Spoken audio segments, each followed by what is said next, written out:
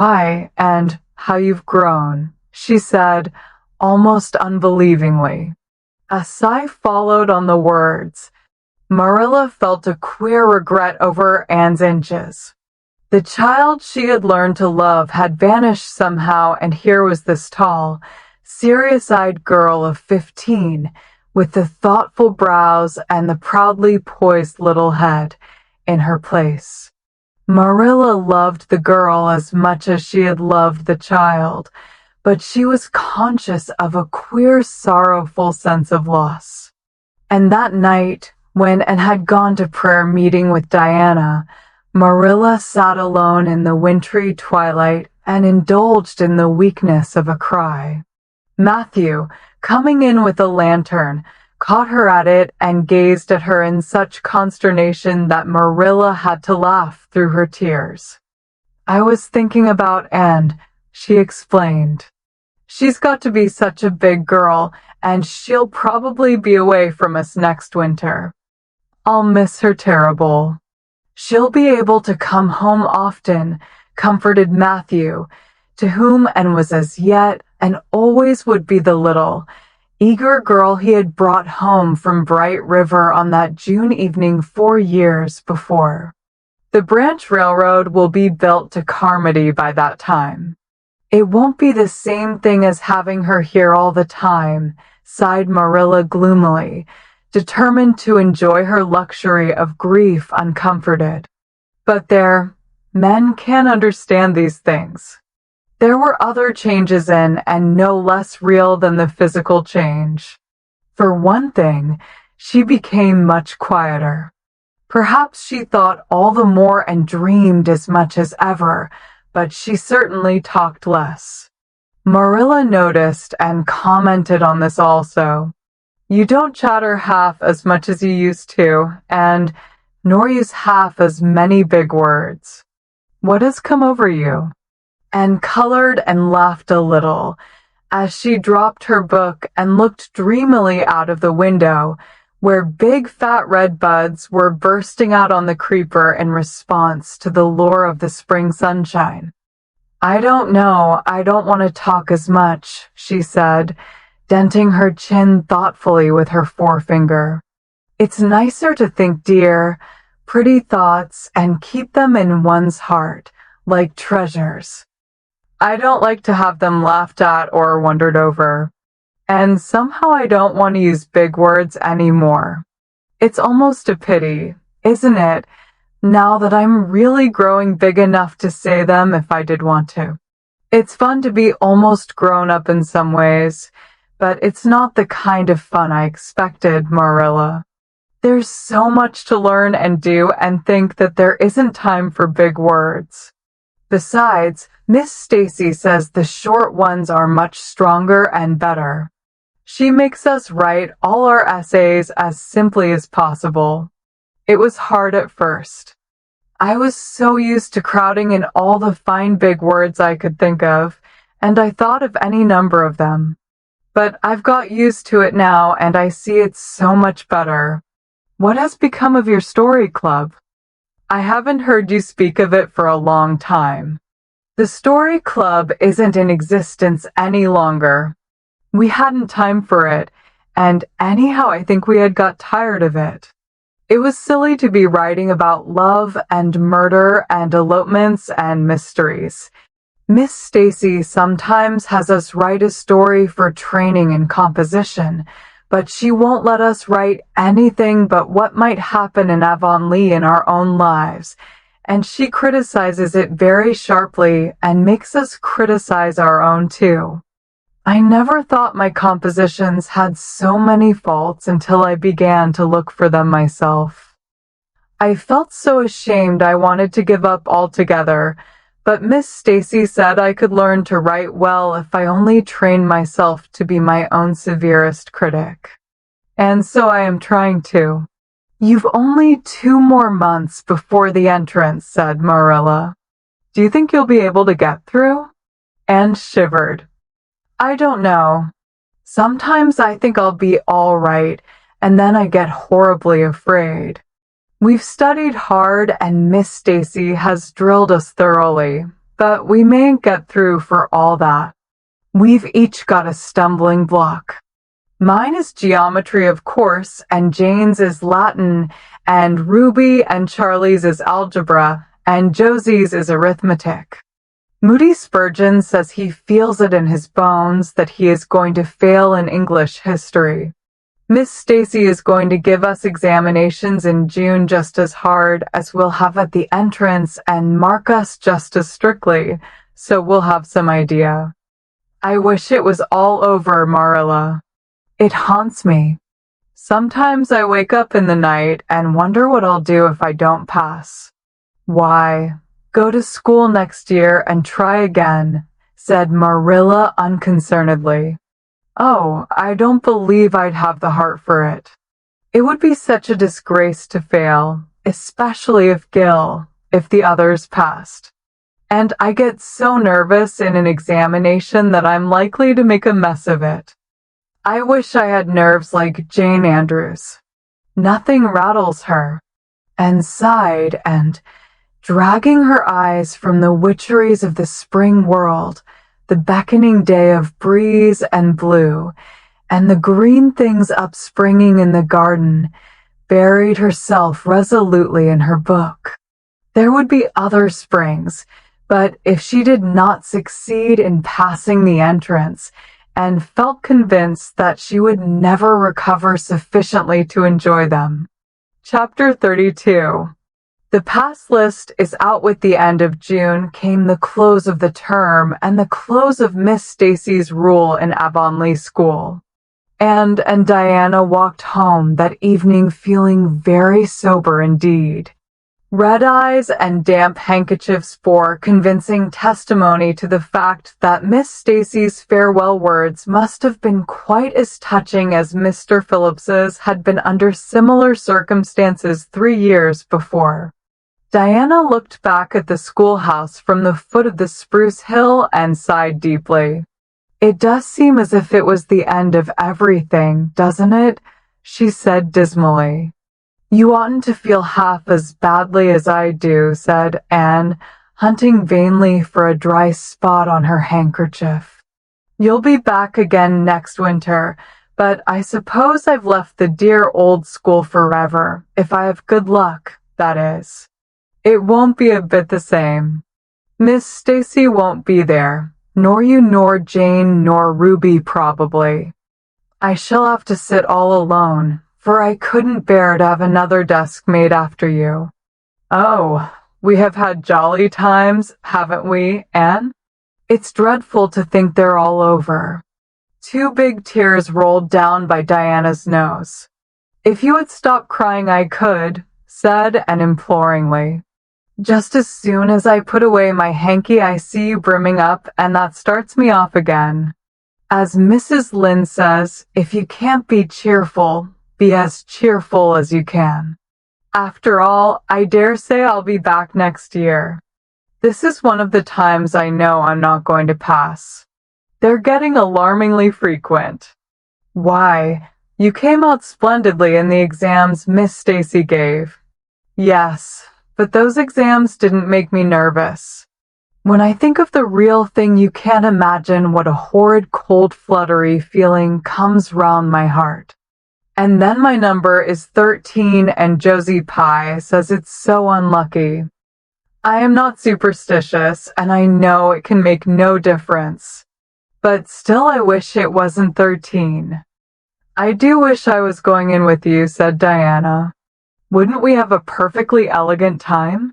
But I suppose you'll have to cram in the evenings. No, Miss Stacy has made us promise not to open a book at all.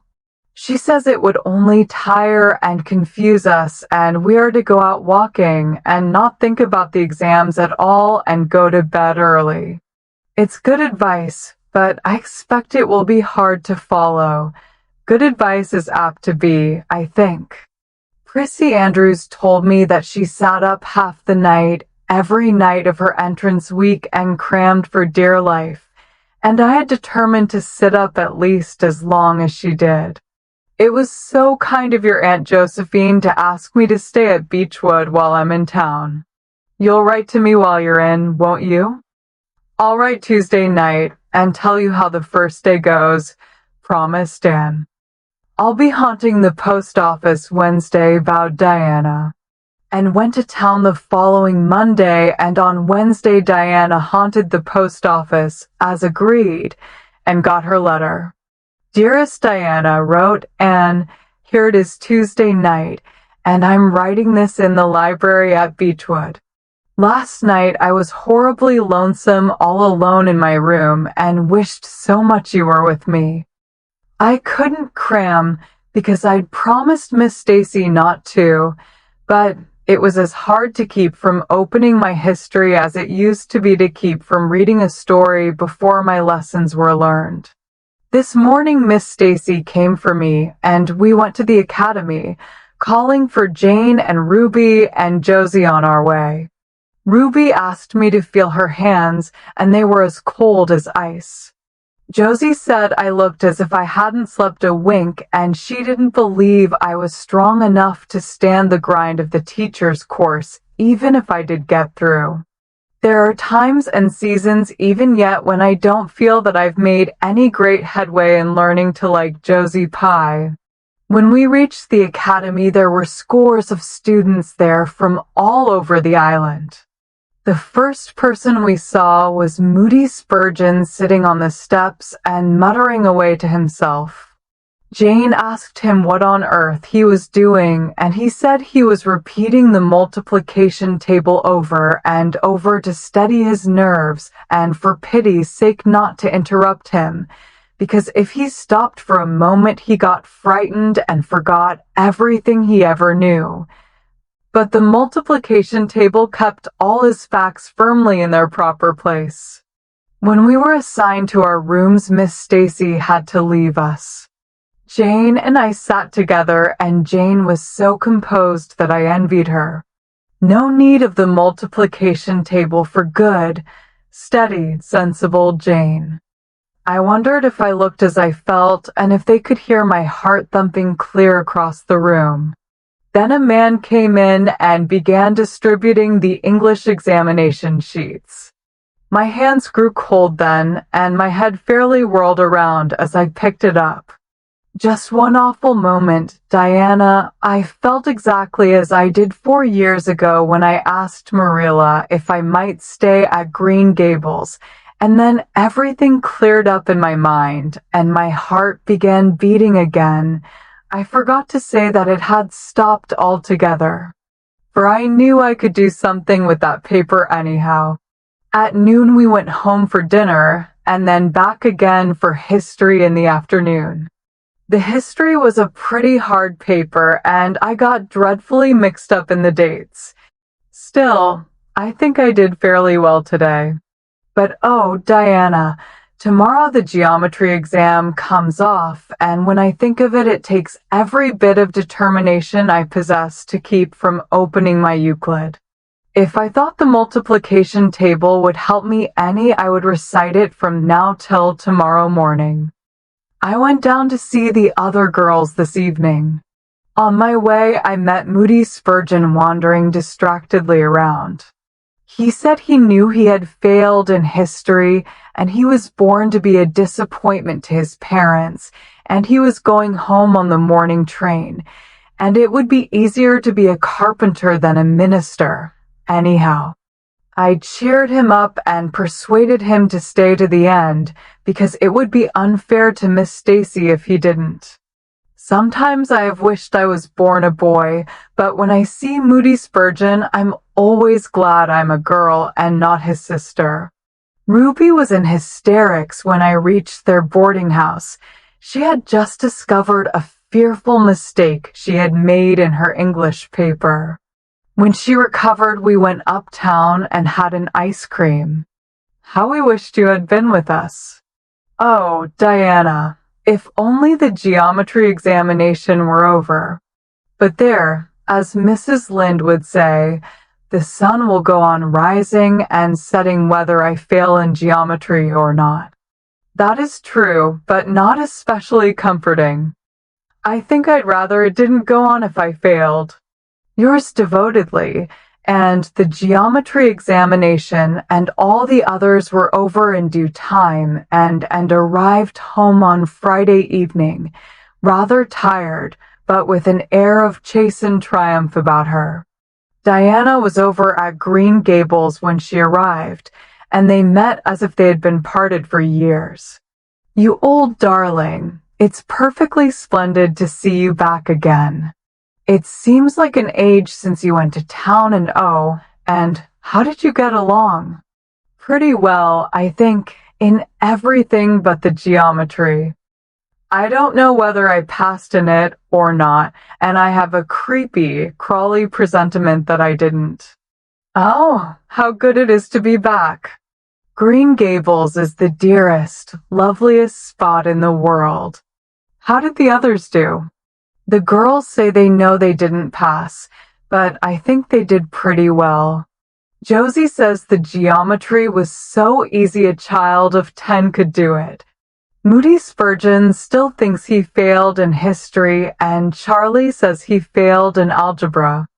But we don't really know anything about it and won't until the pass list is out. That won't be for a fortnight. Fancy living a fortnight in such suspense. I wish I could go to sleep and never wake up until it is over." Diana knew it would be useless to ask how Gilbert Blythe had fared, so she merely said, "Oh, you'll pass all right. Don't worry. I'd rather not pass at all than not come out pretty well up on the list," flashed Anne, by which she meant, and Diana knew she meant, that success would be incomplete and bitter if she did not come out ahead of Gilbert Blythe. With this end in view, and had strained every nerve during the examinations. So had Gilbert.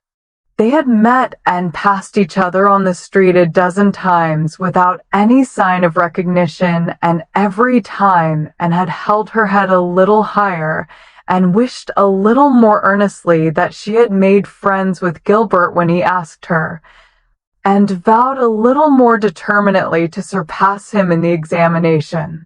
She knew that all Avonlea Jr. was wondering which would come out first.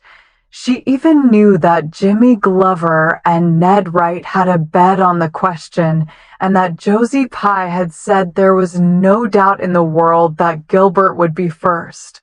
And she felt that her humiliation would be unbearable if she failed. But she had another and nobler motive for wishing to do well. She wanted to pass high for the sake of Matthew and Marilla, especially Matthew. Matthew had declared to her his conviction that she would beat the whole island. That, and felt, was something it would be foolish to hope for even in the wildest dreams. But she did hope fervently that she would be among the first 10 at least, so that she might see Matthew's kindly brown eyes gleam with pride in her achievement. That, she felt, would be a sweet reward indeed for all her hard work and patient grubbing among unimaginative equations and conjugations. At the end of the fortnight, and took to haunting the post office also, in the distracted company of Jane, Ruby, and Josie, opening the Charlottetown dailies with shaking hands and cold, sink-away feelings as bad as any experienced during the entrance week. Charlie and Gilbert were not above doing this too, but Moody Spurgeon stayed resolutely away. "I haven't got the grit to go there and look at a paper in cold blood," he told, "and I'm just going to wait until somebody comes and tells me suddenly whether I've passed or not." When 3 weeks had gone by without the pass list appearing, and began to feel that she really couldn't stand the strain much longer. Her appetite failed and her interest in Avonlea doings languished.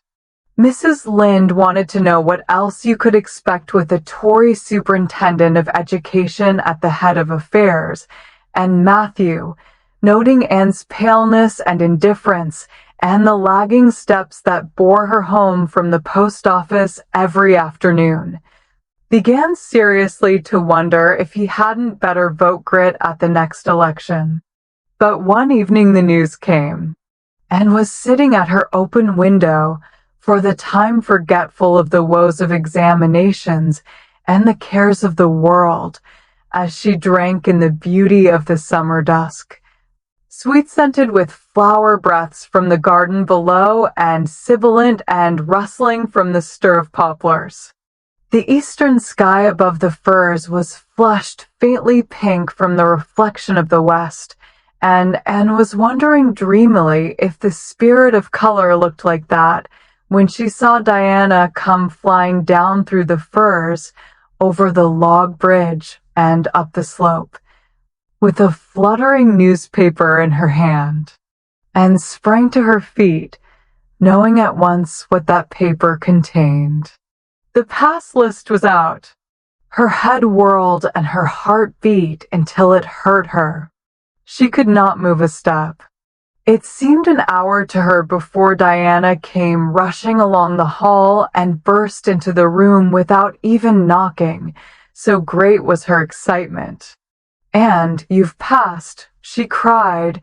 "Passed the very first, you and Gilbert both, your ties, but your name is first."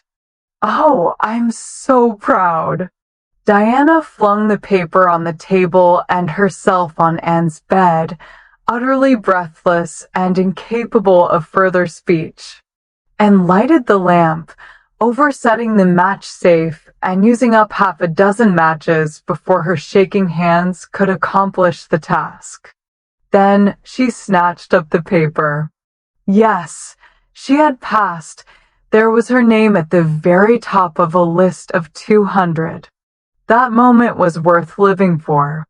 "You did just splendidly," and puffed Diana, recovering sufficiently to sit up and speak, for Anne, starry-eyed and rapt, had not uttered a word. "Father brought the paper home from Bright River not 10 minutes ago. It came out on the afternoon train, you know, and won't be here till tomorrow by mail. And when I saw the pass list, I just rushed over like a wild thing. You've all passed, every one of you, Moody Spurgeon and all, although he's conditioned in history.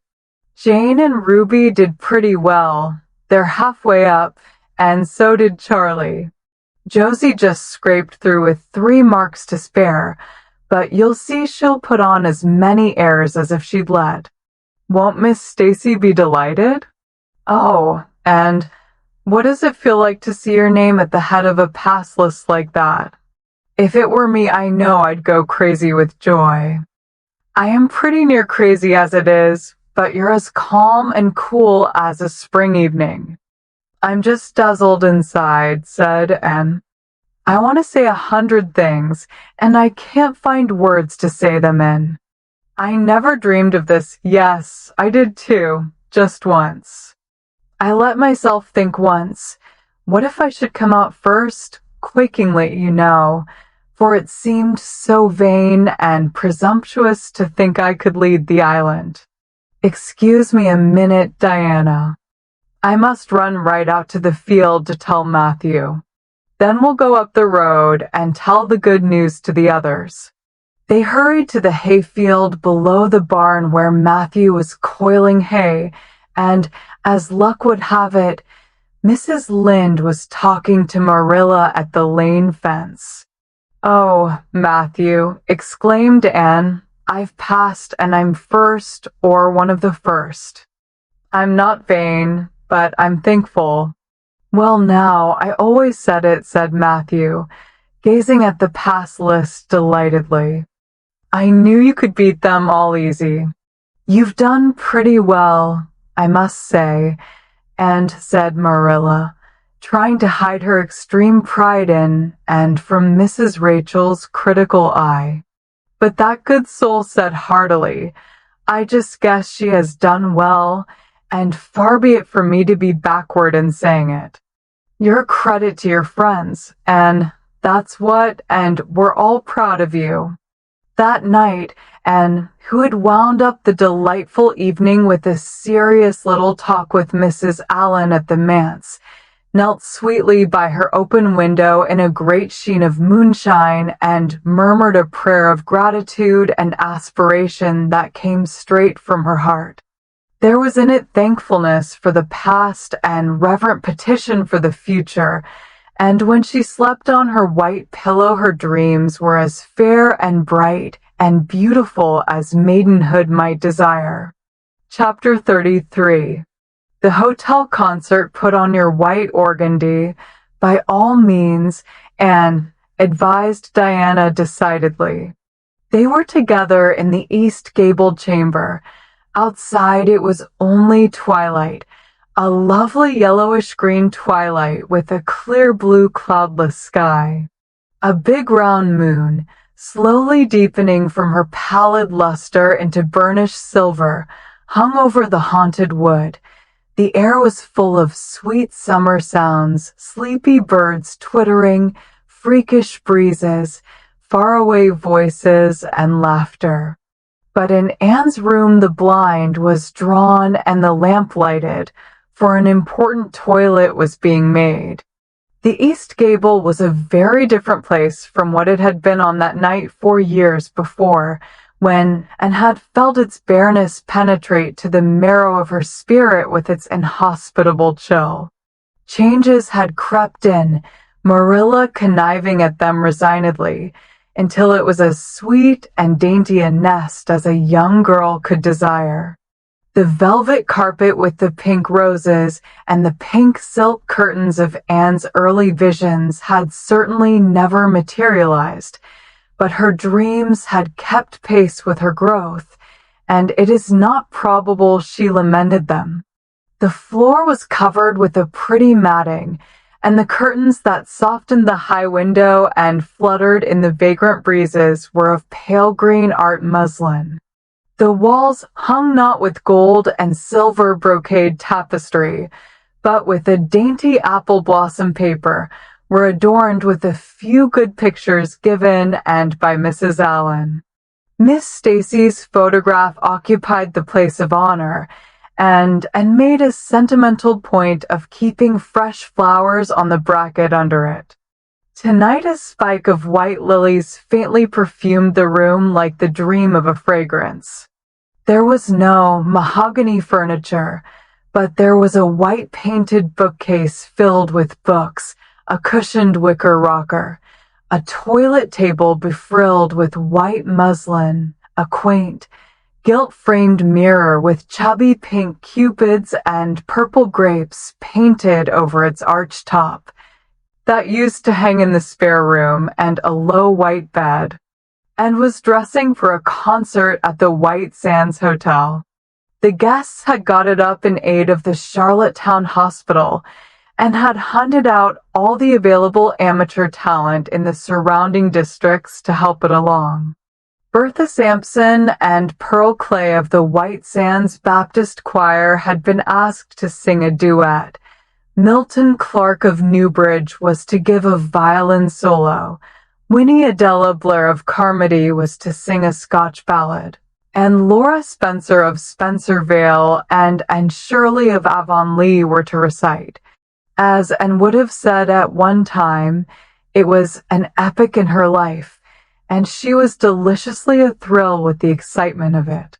Matthew was in the seventh heaven of gratified pride over the honor conferred on his, and Marilla was not far behind, although she would have died rather than admit it, and said she didn't think it was very proper for a lot of young folks to be gaddying over to the hotel without any responsible person with them.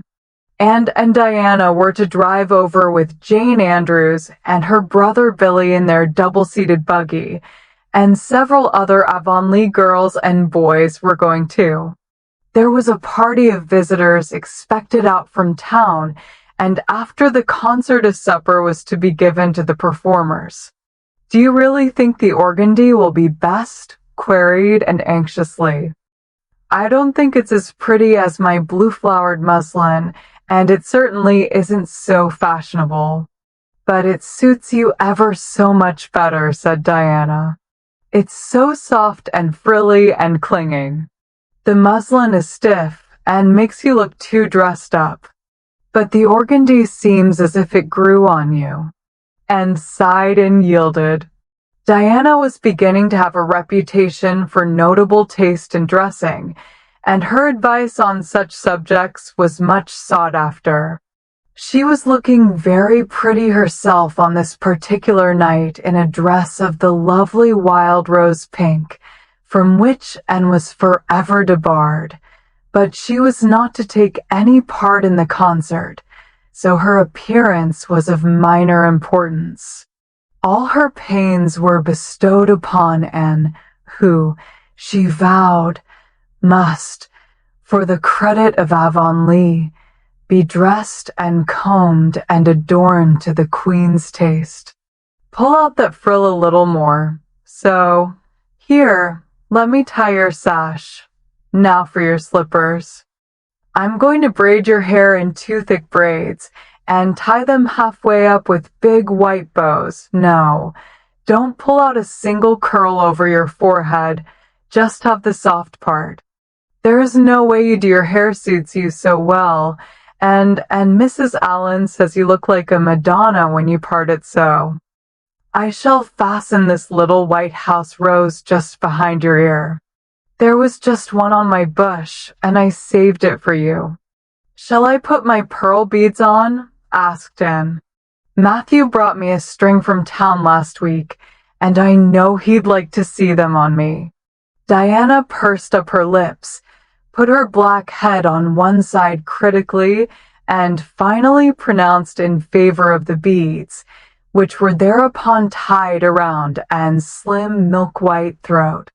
"There's something so stylish about you," Anne said Diana, with unenvious admiration. "You hold your head with such an air. I suppose it's your figure. I am just a dumpling. I've always been afraid of it, and now I know it is so. Well, I suppose I shall just have to resign myself to it." "But you have such dimples," said Anne, smiling affectionately into the pretty, vivacious face so near her own. "Lovely dimples, like little dents in cream. I have given up all hope of dimples. My dimple dream will never come true, but so many of my dreams have that I mustn't complain. Am I all ready now?" "All ready," assured Diana as Marilla appeared in the doorway, a gaunt figure with grayer hair than of yore and no fewer angles, but with a much softer face. "Come right in and look at our elocutionist, Marilla. Doesn't she look lovely?" Marilla emitted a sound between a sniff and a grunt. "She looks neat and proper. I like that way of fixing her hair. But I expect she'll ruin that dress driving over there in the dust and do with it, and it looks most too thin for these damp nights. Organdy's the most unserviceable stuff in the world anyhow, and I told Matthew so when he got it. But there is no use in saying anything to Matthew nowadays. Time was when he would take my advice, but now he just buys things for Anne regardless, and the clerks at Carmody know they can palm anything off on him. Just let them tell him a thing is pretty and fashionable, and Matthew plunks his money down for it. Mind you keep your skirt clear of the wheel, and put your warm jacket on." Then Marilla stalked downstairs, thinking proudly how sweet Anne looked, with that one moonbeam from the forehead to the crown, and regretting that she could not go to the concert herself to hear her girl recite. "I wonder if it is too damp for my dress," said Anne anxiously. "Not a bit of it," said Diana, pulling up the window blind. "It's a perfect night, and there won't be any dew. Look at the moonlight." "I'm so glad my window looks east into the sun rising," said Anne, going over to Diana.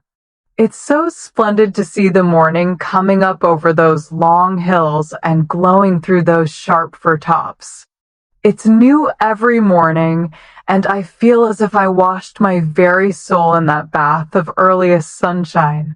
Oh, Diana, I love this little room so dearly. I don't know how I'll get along without it when I go to town next month. Don't speak of your going away tonight, begged Diana. I don't want to think of it. It makes me so miserable, and I do want to have a good time this evening. What are you going to recite, Anne? And are you nervous? Not a bit. I've recited so often in public I don't mind at all now. I've decided to give The Maiden's Vow. It's so pathetic. Laura Spencer is going to give a comic recitation, but I'd rather make people cry than laugh. What will you recite if they encore you? They won't dream of encoring me, scoffed Anne, who was not without her own secret hopes that they would, and already visioned herself telling Matthew all about it at the next morning's breakfast table. There are Billy and Jane now. I hear the wheels. Come on. Billy Andrews insisted that Anne should ride on the front seat with him, so she unwillingly climbed up. She would have much preferred to sit back with the girls, where she could have laughed and chattered to her heart's content. There was not much of either laughter or chatter in Billy. He was a big, fat, stolid youth of 20, with a round, expressionless face and a painful lack of conversational gifts. But he admired Anne immensely and was puffed up with pride over the prospect of driving to White Sands with that slim, upright figure beside him. And, by dint of talking over her shoulder to the girls and occasionally passing a sop of civility to Billy, who grinned and chuckled and never could think of any reply until it was too late, contrived to enjoy the drive in spite of all. It was a night for enjoyment. The road was full of buggies, all bound for the hotel, and laughter, silver clear, echoed and re-echoed along it. When they reached the hotel, it was a blaze of light from top to bottom. They were met by the ladies of the concert committee, one of whom took Anne off to the performers' dressing room, which was filled with the members of a Charlottetown Symphony Club, among whom Anne felt suddenly shy and frightened and countrified. Her dress, which, in the East Gable, had seemed so dainty and pretty, now seemed simple and plain, too simple and plain, she thought, among all the silks and laces that glistened and rustled around her. What were her pearl beads compared to the diamonds of the big, handsome lady near her? And how poor her one wee white rose must look beside all the hothouse flowers the others wore, and laid her hat and jacket away, and shrank miserably into a corner. She wished herself back in the white room at Green Gables. It was still worse on the platform of the big concert hall of the hotel, where she presently found herself. The electric lights dazzled her eyes, the perfume and hum bewildered her. She wished she were sitting down in the audience with Diana and Jane, who seemed to be having a splendid time away at the back. She was wedged in between a stout lady in pink silk and a tall, scornful-looking girl in a white lace dress. The stout lady occasionally turned her head squarely around and surveyed Anne through her eyeglasses until Anne, acutely sensitive of being so scrutinized, felt that she must scream aloud, and the white lace girl kept talking audibly to her next neighbor about the country bumpkins and rustic belles in the audience, languidly anticipating such fun from the displays of local talent on the program, and believed that she would hate that white lace girl to the end of life. Unfortunately for Anne, A professional elocutionist was staying at the hotel and had consented to recite. She was a lithe, dark-eyed woman in a wonderful gown of shimmering gray stuff like woven moonbeams, with gems on her neck and in her dark hair. She had a marvelously flexible voice and wonderful power of expression. The audience went wild over her selection. And, forgetting all about herself and her troubles for the time, listened with rapt and shining eyes. But when the recitation ended, she suddenly put her hands over her face. She could never get up and recite after that, never. Had she ever thought she could recite? Oh, if she were only back at Green Gables. At this unpropitious moment her name was called.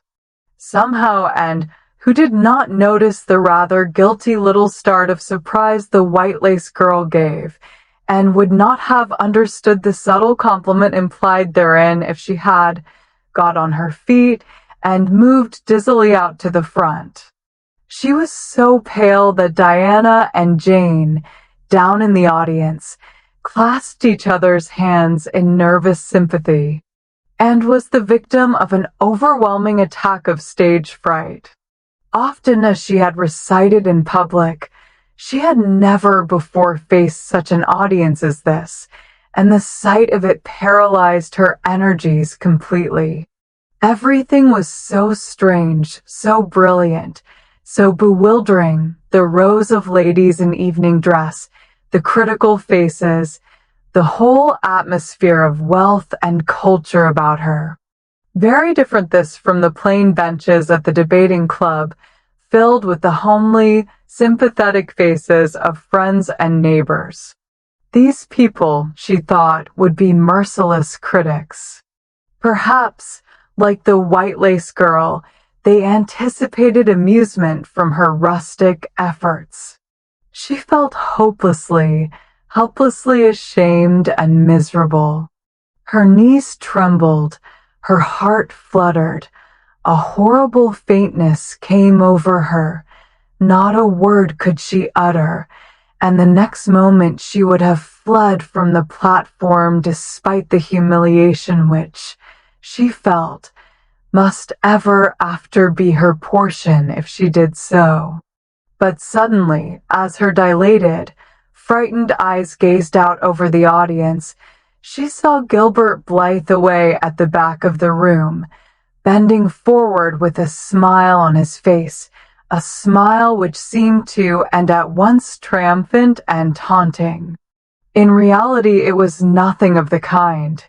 Gilbert was merely smiling with appreciation of the whole affair in general and of the effect produced by Anne's slender white form and spiritual face against a background of palms in particular. Josie Pye, whom he had driven over, sat beside him, and her face certainly was both triumphant and taunting.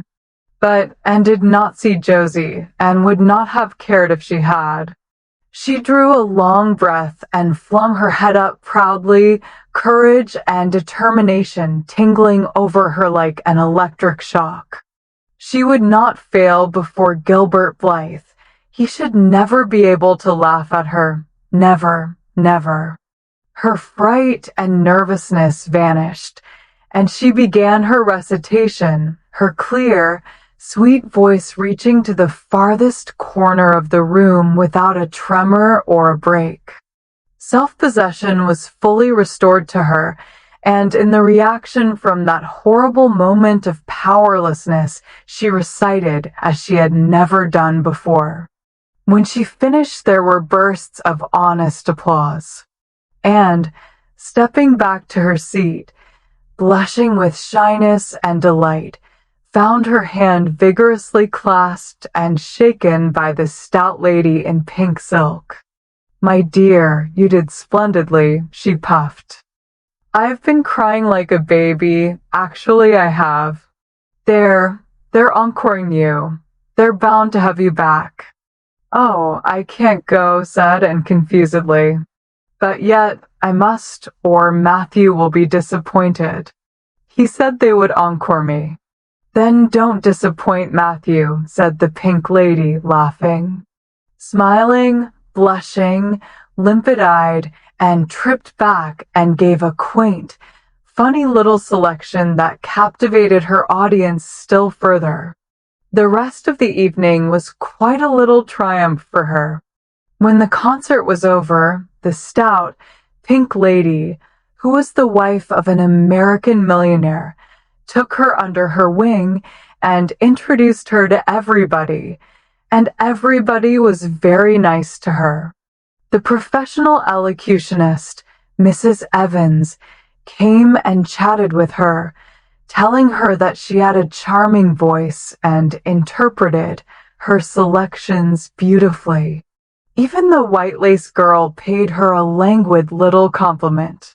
They had supper in the big, beautifully decorated dining room.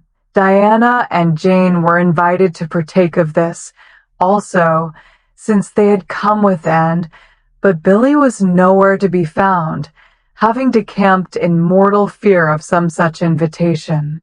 He was in waiting for them with the team, however, when it was all over, and the three girls came merrily out into the calm, white moonshine radiance, and breathed deeply and looked into the clear sky beyond the dark boughs of the firs.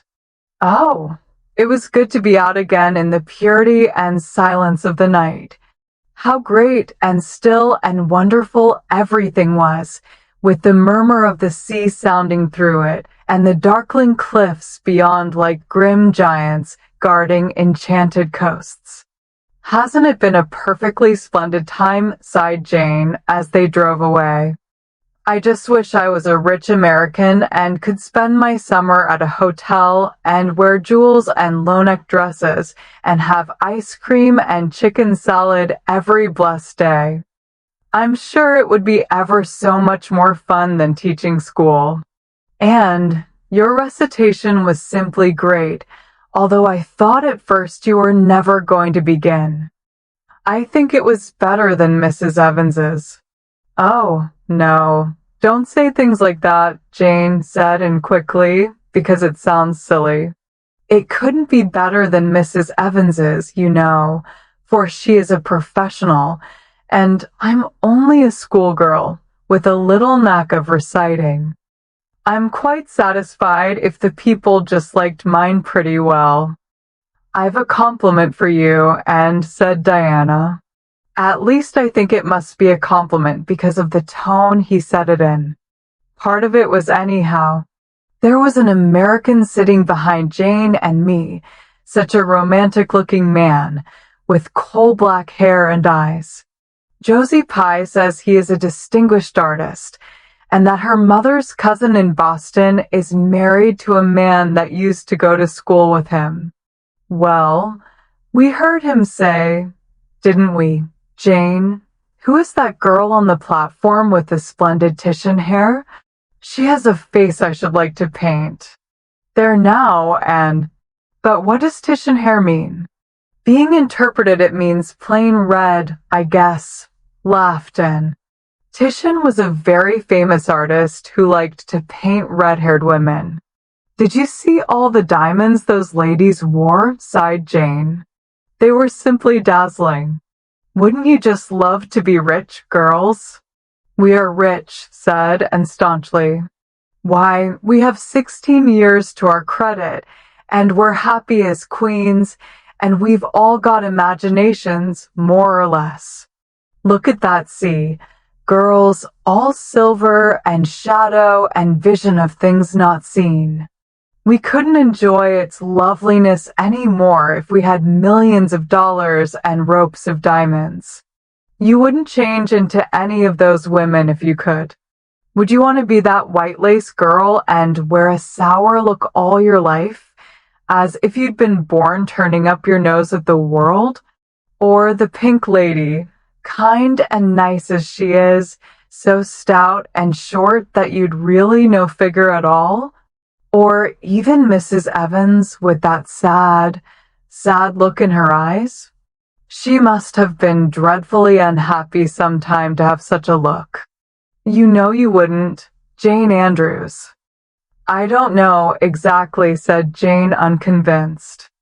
I think diamonds would comfort a person for a good deal. Well, I don't want to be anyone but myself, even if I go uncomforted by diamonds all my life, declared Anne. I'm quite content to be end of Green Gables with my string of pearl beads. I know Matthew gave me as much love with them as ever went with Madame the Pink Lady's jewels. Chapter 34. A Queen's girl. The next 3 weeks were busy ones at Green Gables, for Anne was getting ready to go to Queen's, and there was much sewing to be done, and many things to be talked over and arranged.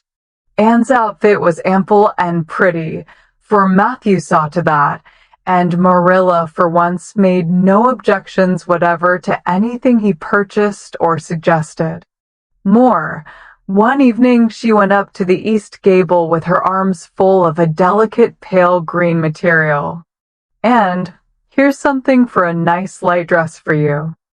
I don't suppose you really need it. You've plenty of pretty waists.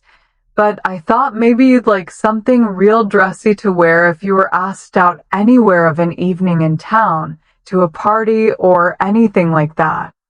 I hear that Jane and Ruby and Josie have got evening dresses, as they call them, and I don't mean you shall be behind them. I got Mrs. Allen to help me pick it in town last week, and we'll get Emily Gillis to make it for you. Emily has got taste, and her fits aren't to be equaled. Oh, Marilla, it's just lovely, said Anne. Thank you so much. I don't believe you ought to be so kind to me. It's making it harder every day for me to go away. The green dress was made up with as many tucks and frills and showings as Emily's taste permitted, and put it on one evening for Matthew's and Marilla's benefit, and recited the Maiden's Vow for them in the kitchen. As Marilla watched the bright, animated face and graceful motions, her thoughts went back to the evening and had arrived at Green Gables, and memory recalled a vivid picture of the odd, frightened child in her preposterous yellowish-brown wincey dress, the heartbreak looking out of her tearful eyes. Something in the memory brought tears to Marilla's own eyes. I declare, my recitation has made you cry, Marilla said, and gaily stooping over Marilla's chair to drop a butterfly kiss on that lady's cheek. Now, I call that a positive triumph. No, I wasn't crying over your piece, said Marilla, who would have scorned to be betrayed into such weakness by any poetry stuff. I just couldn't help thinking of the little girl you used to be, and I was wishing you could have stayed a little girl, even with all your queer ways. You've grown up now and you're going away, and you look so tall and stylish and so different altogether in that dress, as if you didn't belong in Avonlea at all, and I just got lonesome thinking it all over. Marilla, and sat down on Marilla's gingham lap, took Marilla's lined face between her hands, and looked gravely and tenderly into Marilla's eyes. I'm not a bit changed, not really. I'm only just pruned down and branched out. The real me back here is just the same. It won't make a bit of difference where I go or how much I change outwardly. At heart I shall always be your little Anne, who will love you and Matthew and dear Green Gables more and better every day of her life, and laid her fresh young cheek against Marilla's faded one, and reached out a hand to pat Matthew's shoulder. Marilla would have given much just then to have possessed Anne's power of putting her feelings into words, but nature and habit had willed it otherwise, and she could only put her arms close about her girl and hold her tenderly to her heart, wishing that she need never let her go. Matthew, with a suspicious moisture in his eyes, got up and went out of doors. Under the stars of the blue summer night, he walked agitatedly across the yard to the gate under the poplars. "Well now, I guess she ain't been much spoiled," he muttered proudly. "I guess my pudding and my occasional never did much harm after all. She's smart and pretty and loving, too, which is better than all the rest. She's been a blessing to us, and there never was a luckier mistake than what Mrs. Spencer made, if it was luck. I don't believe it was any such thing. It was Providence, because the Almighty saw we needed her, I reckon." The day finally came when Anne must go to town. She and Matthew drove in one fine September morning, after a tearful parting with Diana and an unterful practical one, on Marilla's side at least, with Marilla. But when Anne had gone, Diana dried her tears and went to a beach picnic at White Sands with some of her Carmody cousins, where she contrived to enjoy herself tolerably well, while Marilla plunged fiercely into unnecessary work and kept at it all day long with the bitterest kind of heartache, the ache that burns and gnaws and cannot wash itself away in ready tears. But that night, when Marilla went to bed, acutely and miserably conscious that the little gable room at the end of the hall was untenanted by any vivid young life and unstirred by any soft breathing, she buried her face in her pillow and wept for her girl in a passion of sobs that appalled her when she grew calm enough to reflect how very wicked it must be to take on so about a sinful fellow creature. And the rest of the Avonlea scholars reached town just in time to hurry off to the academy.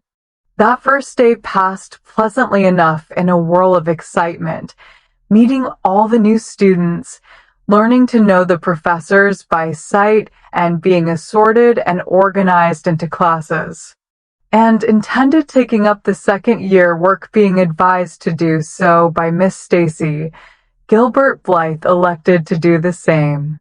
This meant getting a first-class teacher's license in 1 year instead of 2, if they were successful, but it also meant much more and harder work.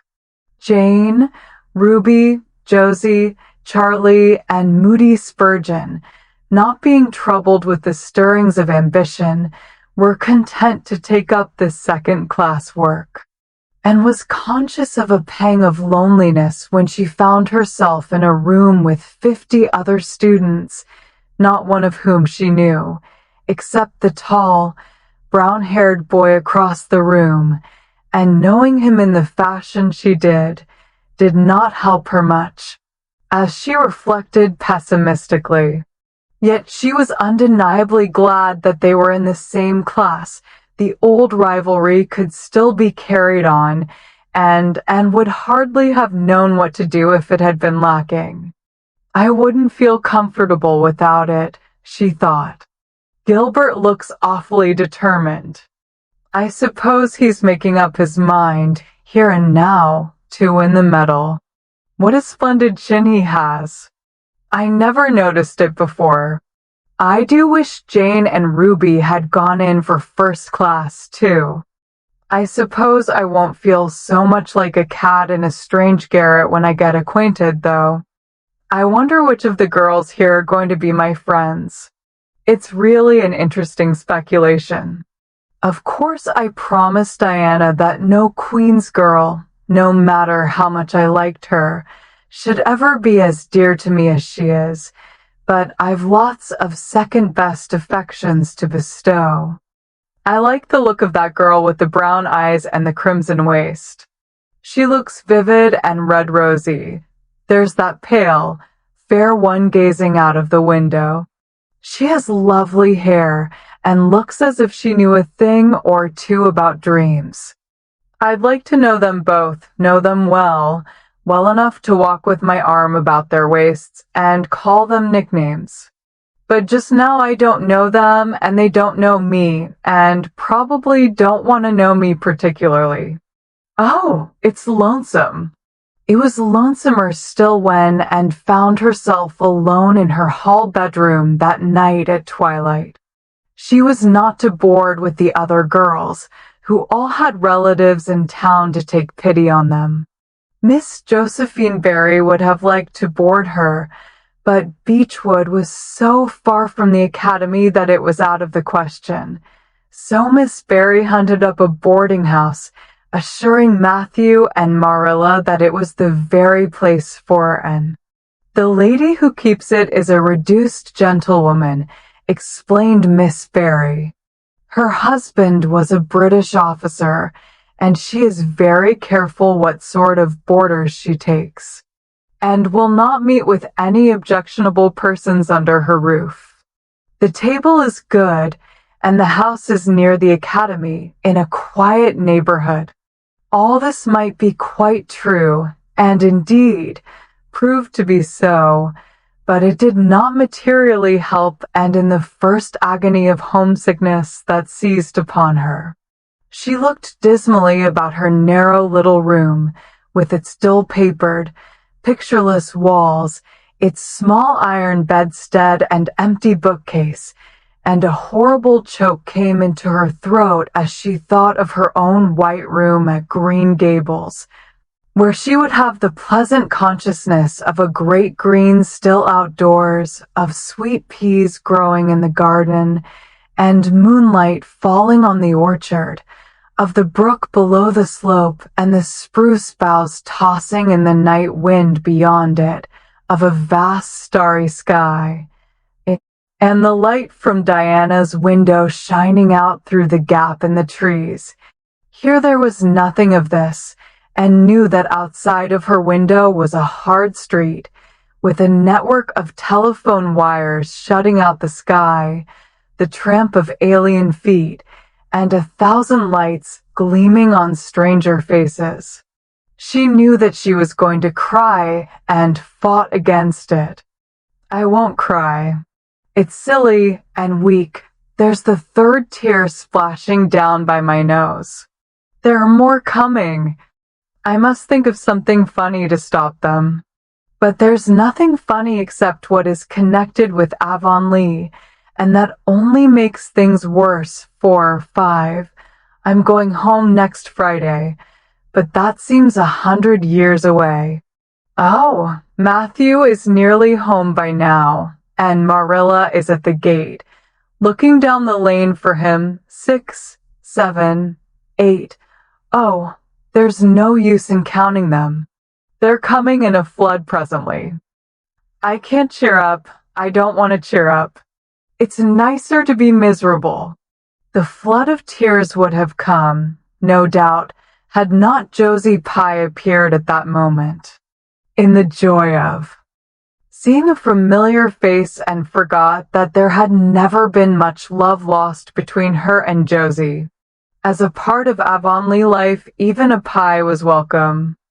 I'm so glad you came up, Anne said sincerely. You've been crying, remarked Josie, with aggravating pity. I suppose you're homesick. Some people have so little self-control in that respect. I've no intention of being homesick, I can tell you. Town's too jolly after that poky old Avonlea. I wonder how I ever existed there so long. You shouldn't cry, and it isn't becoming, for your nose and eyes get red, and then you seem all red. I'd a perfectly scrumptious time in the academy today. Our French professor is simply a duck. His mustache would give you kerwallops of the heart. Have you anything eatable around, Anne? I'm literally starving. I guess likely Marilla load you up with cake. That's why I called round. Otherwise I'd have gone to the park to hear the band play with Frank Stockley. He boards same place as I do, and he's a sport. He noticed you in class today and asked me who the red-headed girl was. I told him you were an orphan that the Cuthberts had adopted, and nobody knew very much about what you'd been before that, and was wondering if, after all, solitude and tears were not more satisfactory than Josie Pye's companionship when Jane and Ruby appeared, each with an inch of Queen's color ribbon, purple and scarlet, pinned proudly to her coat. As Josie was not speaking to Jane just then, she had to subside into comparative harmlessness. "Well," said Jane with a sigh, "I feel as if I'd lived many moons since the morning. I ought to be home studying my Virgil. That horrid old professor gave us 20 lines to start in on tomorrow. But I simply couldn't settle down to study tonight. Anne, methinks I see the traces of tears. If you've been crying, do own up. It will restore my self-respect, for I was shedding tears freely before Ruby came along. I don't mind being a goose so much if somebody else is goosey too. Cake? You'll give me a teeny piece, won't you?" "Thank you. It has the real Avonlea flavor." Ruby, perceiving the Queen's calendar lying on the table, wanted to know if and meant to try for the gold medal, and blushed and admitted she was thinking of it. "Oh, that reminds me," said Josie. "Queen's is to get one of the Avery scholarships after all. The word came today. Frank Stockley told me. His uncle is one of the board of governors, you know. It will be announced in the academy tomorrow. An Avery scholarship," and felt her heart beat more quickly, and the horizons of her ambition shifted and broadened as if by magic. Before Josie had told the news, Anne's highest pinnacle of aspiration had been a teacher's provincial license, first class, at the end of the year, and perhaps the medal. But now in one moment Anne saw herself winning the Avery scholarship, taking an arts course at Redmond College, and graduating in a gown and mortarboard, before the echo of Josie's words had died away. For the Avery scholarship was in English, and felt that here her foot was on native heath.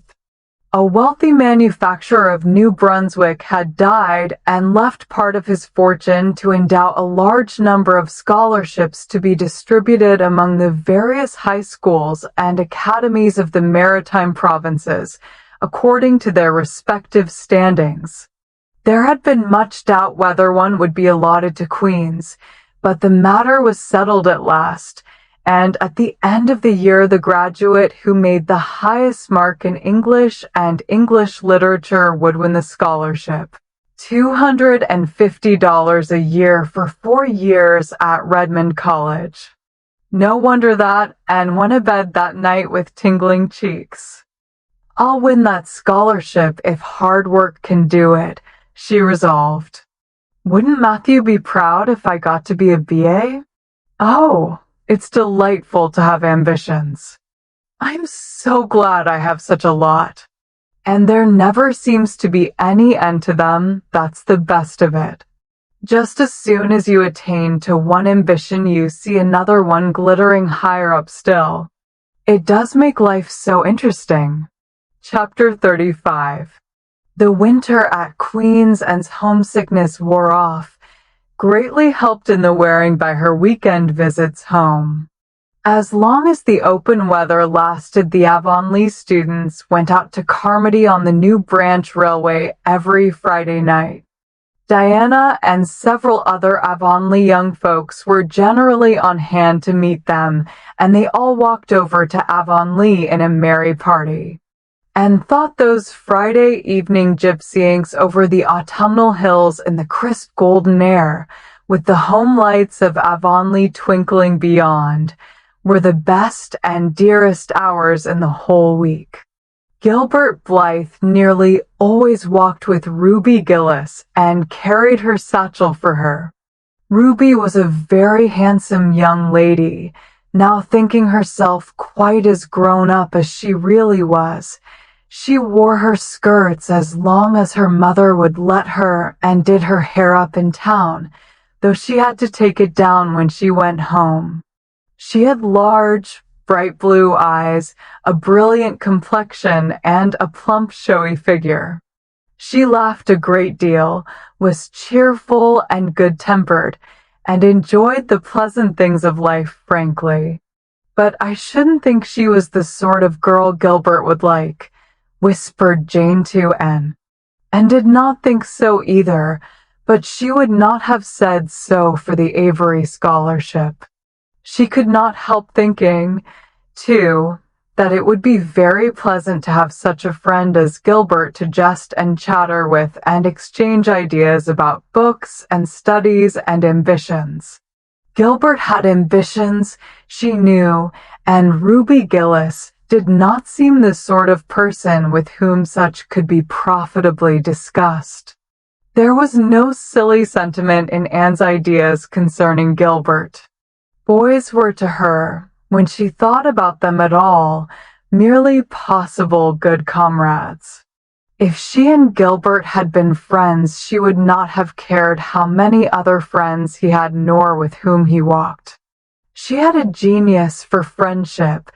Girl friends she had in plenty, but she had a vague consciousness that masculine friendship might also be a good thing to round out one's conceptions of companionship and furnish broader standpoints of judgment and comparison.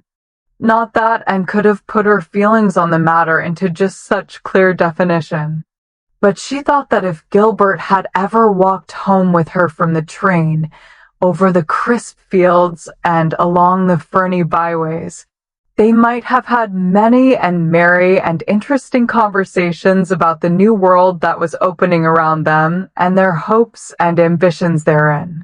Gilbert was a clever young fellow, with his own thoughts about things and a determination to get the best out of life and put the best into it.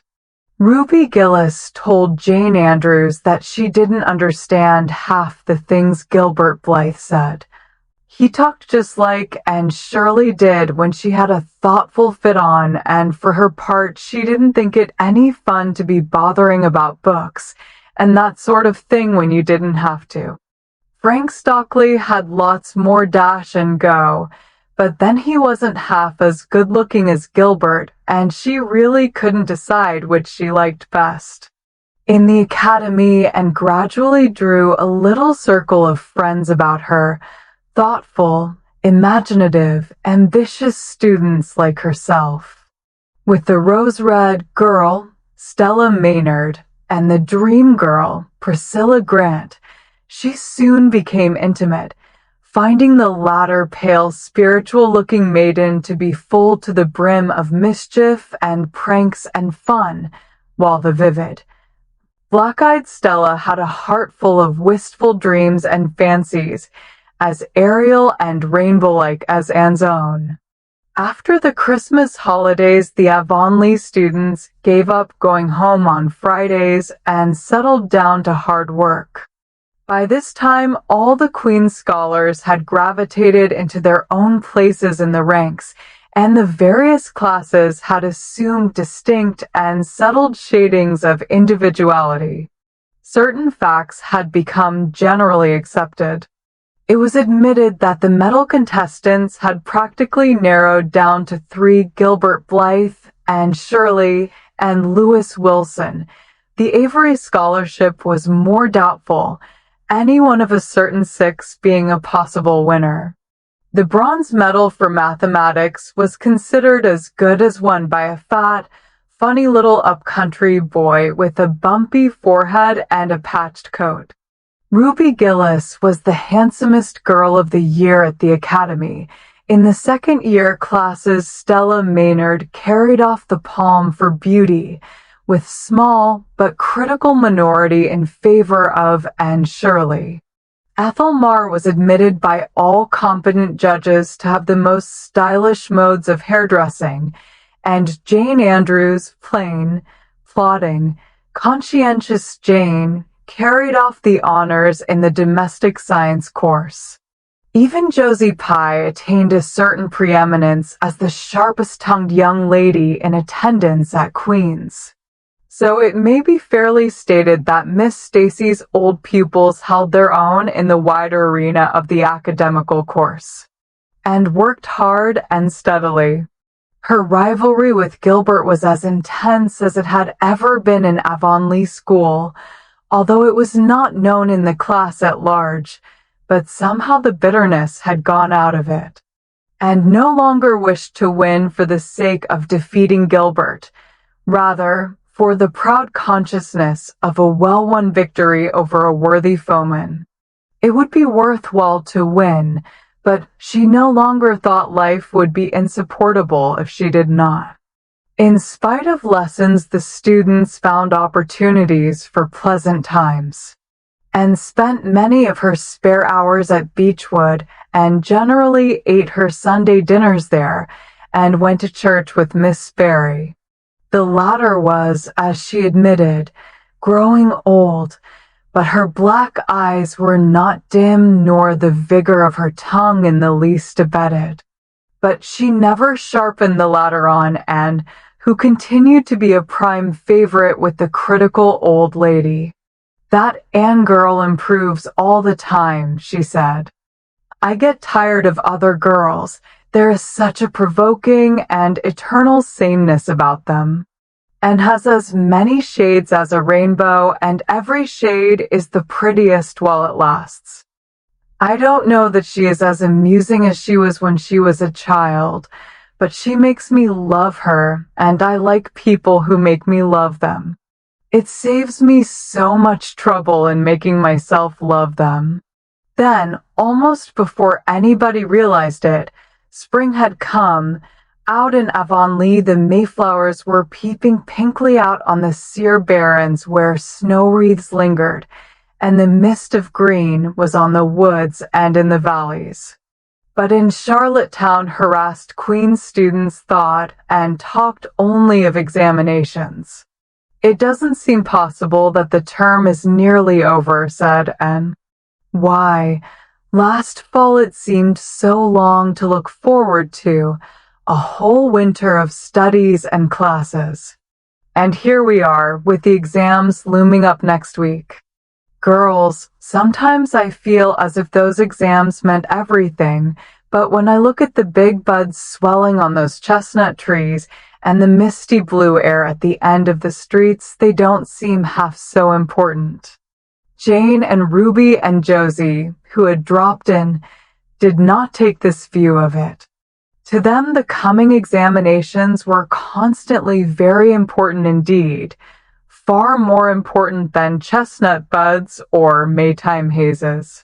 It was all very well for Anne, who was sure of passing at least, to have her moments of belittling them, but when your whole future depended on them, as the girls truly thought theirs did, you could not regard them philosophically. "I've lost 7 pounds in the last 2 weeks, sighed Jane. "It's no use to say don't worry." "I will worry." "Worrying helps you some. It seems as if you were doing something when you're worrying." "It would be dreadful if I failed to get my license after going to Queen's all winter and spending so much money." "I don't care," said Josie Pye. "If I don't pass this year, I'm coming back next. My father can afford to send me. And Frank Stockley says that Professor Tremaine said Gilbert Blythe was sure to get the medal, and that Emily Clay would likely win the Avery Scholarship."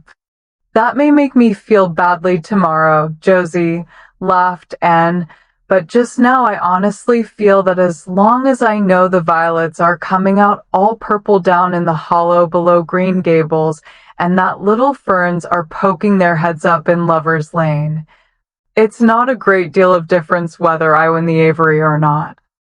I've done my best, and I begin to understand what is meant by the joy of the strife. Next to trying and winning, the best thing is trying and failing. Girls, don't talk about exams.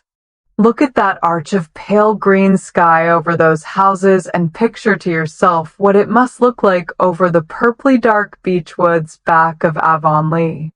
"What are you going to wear for commencement, Jane?" asked Ruby practically.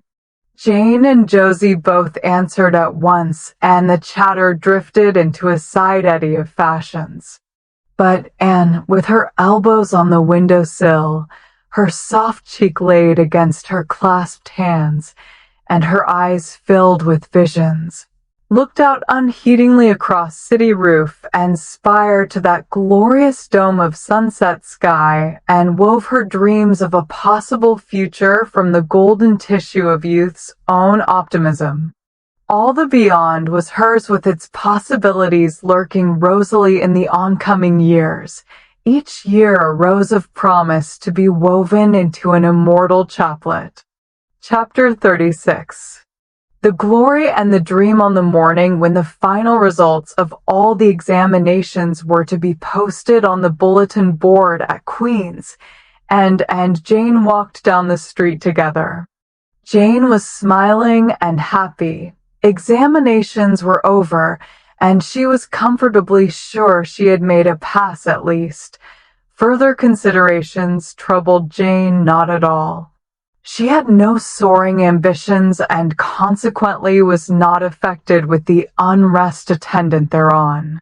For we pay a price for everything we get or take in this world, and although ambitions are well worth having, they are not to be cheaply won, but exact their dues of work and self-denial, anxiety and discouragement. Anne was pale and quiet. In 10 more minutes she would know who had won the medal and who the Avery. Beyond those 10 minutes there did not seem, just then, to be anything worth being called time. "Of course you'll win one of them anyhow," said Jane, who couldn't understand how the faculty could be so unfair as to order it otherwise. "I have not hope of the Avery," said Anne. "Everybody says Emily Clay will win it. And I'm not going to march up to that bulletin board and look at it before everybody. I haven't the moral courage. I'm going straight to the girls' dressing room. You must read the announcements and then come and tell me, Jane. And I implore you in the name of our old friendship to do it as quickly as possible. If I have failed, just say so, without trying to break it gently. And whatever you do, don't sympathize with me. Promise me this, Jane." Jane promised solemnly, but as it happened, there was no necessity for such a promise. When they went up the entrance steps of Queen's, they found the hall full of boys who were carrying Gilbert Blythe around on their shoulders and yelling at the tops of their voices, "Hurrah for Blythe, medalist." For a moment Anne felt one sickening pang of defeat and disappointment. So she had failed and Gilbert had won. Well, Matthew would be sorry. He had been so sure she would win. And then somebody called out, "3 cheers for Miss Shirley, winner of the Avery." "Oh," and gasped Jane as they fled to the girls' dressing room amid hearty cheers. "Oh, and I'm so proud. Isn't it splendid?" And then the girls were around them and was the center of a laughing, congratulating group. Her shoulders were thumped and her hands shaken vigorously. She was pushed and pulled and hugged, and among it all she managed to whisper to Jane, "Oh, won't Matthew and Marilla be pleased? I must write the news home right away." Commencement was the next important happening. The exercises were held in the big assembly hall of the academy.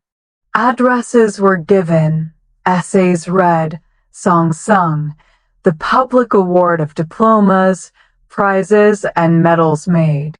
Matthew and Marilla were there, with eyes and ears for only one student on the platform, a tall girl in pale green, with faintly flushed cheeks and starry eyes, who read the best essay and was pointed out and whispered about as the Avery winner.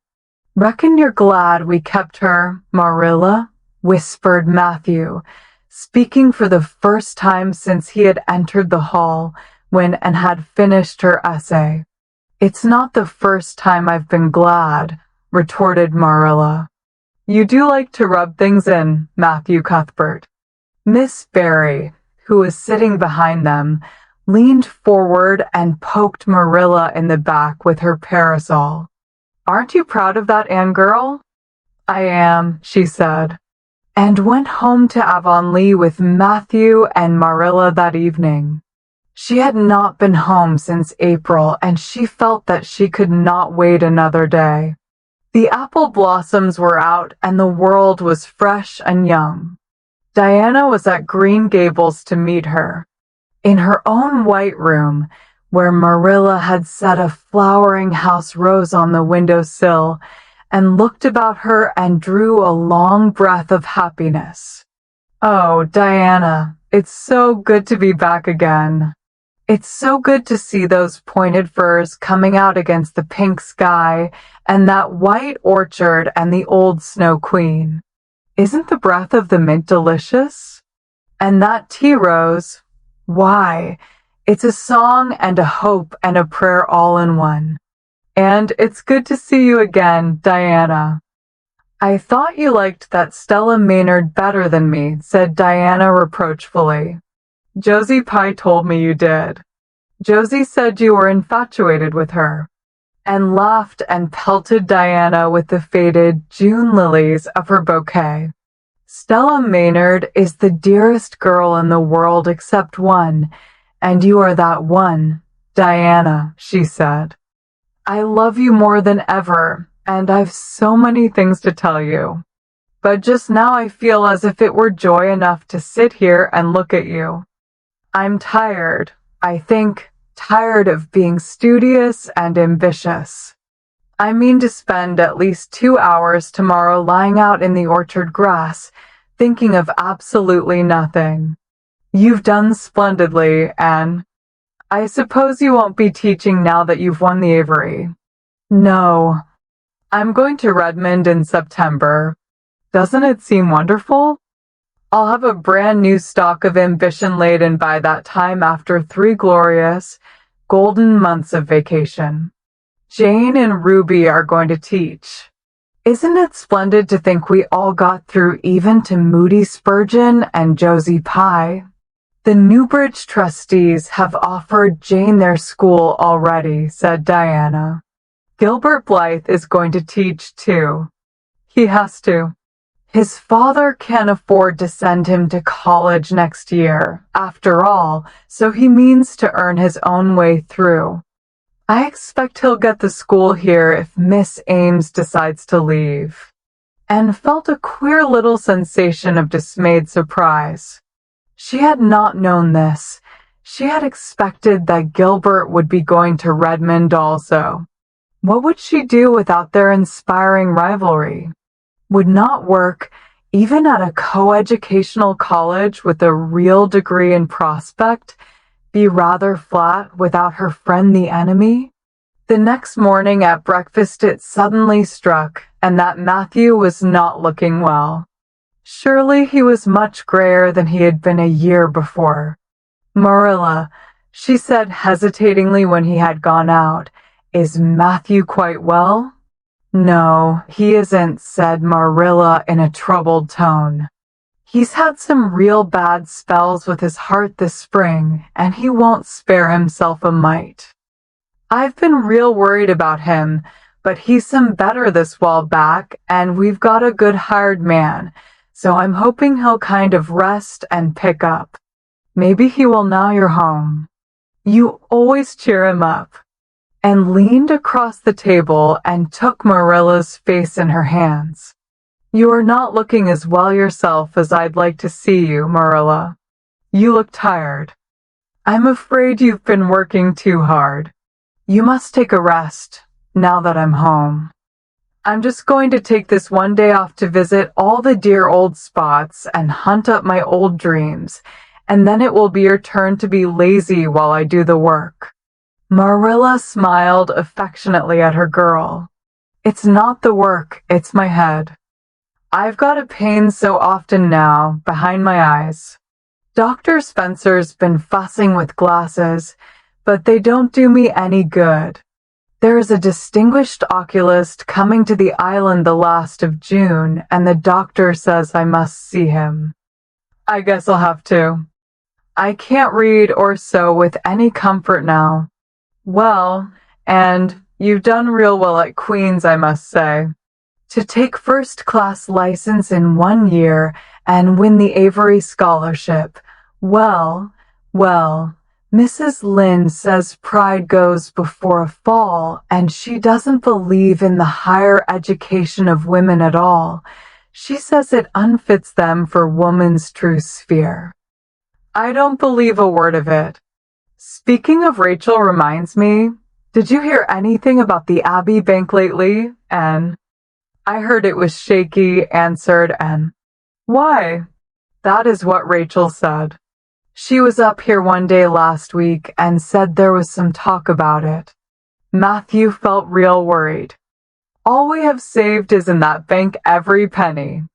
I wanted Matthew to put it in the savings bank in the first place, but old Mr. Abbey was a great friend of father's, and he'd always banked with him. Matthew said any bank with him at the head of it was good enough for anybody. I think he has only been its nominal head for many years, said Anne. He is a very old man. His nephews are really at the head of the institution. Well, when Rachel told us that, I wanted Matthew to draw our money right out, and he said he'd think of it. But Mr. Russell told him yesterday that the bank was all right, and had her good day in the companionship of the outdoor world. She never forgot the day. It was so bright and golden and fair, so free from shadow and so lavish of blossom. And spent some of its rich hours in the orchard. She went to the Dryad's Bubble and Willowmere and Violet Vale. She called at the manse and had a satisfying talk with Mrs. Allen, and finally in the evening she went with Matthew for the cows. Through Lover's Lane to the back pasture. The woods were all gloried through with sunset, and the warm splendor of it streamed down through the hill gaps in the west. Matthew walked slowly with bent head. Anne, tall and erect, suited her springing step to his. You've been working too hard today, Matthew, she said reproachfully. Why won't you take things easier? Well, now, I can't seem to, said Matthew, as he opened the yard gate to let the cows through. It's only that I'm getting old and keep forgetting it. Well, I've always worked pretty hard, and I'd rather drop in harness. If I had been the boy you sent for, said Anne wistfully, I'd be able to help you so much now and spare you in 100 ways. I could find it in my heart to wish I had been, just for that. Well, now, I'd rather have you than a dozen boys, and, said Matthew, patting her hand. Just mind you that, rather than a dozen boys. Well, now, I guess it wasn't a boy that took the Avery Scholarship, was it? It was a girl, my girl that I'm proud of. He smiled his shy smile at her as he went into the yard, and took the memory of it with her when she went to her room that night and sat for a long while at her open window, thinking of the past and dreaming of the future. Outside, the Snow Queen was mistily white in the moonshine. The frogs were singing in the marsh beyond Orchard Slope, and always remembered the silvery, peaceful beauty and fragrant calm of that night. It was the last night before sorrow touched her life, and no life is ever quite the same again when once that cold, sanctifying touch has been laid upon it. Chapter 37. The Reaper whose name is Death. Matthew, what is the matter? Matthew, are you sick? It was Marilla who spoke, alarm in every jerky word, and came through the hall, her hands full of white narcissus.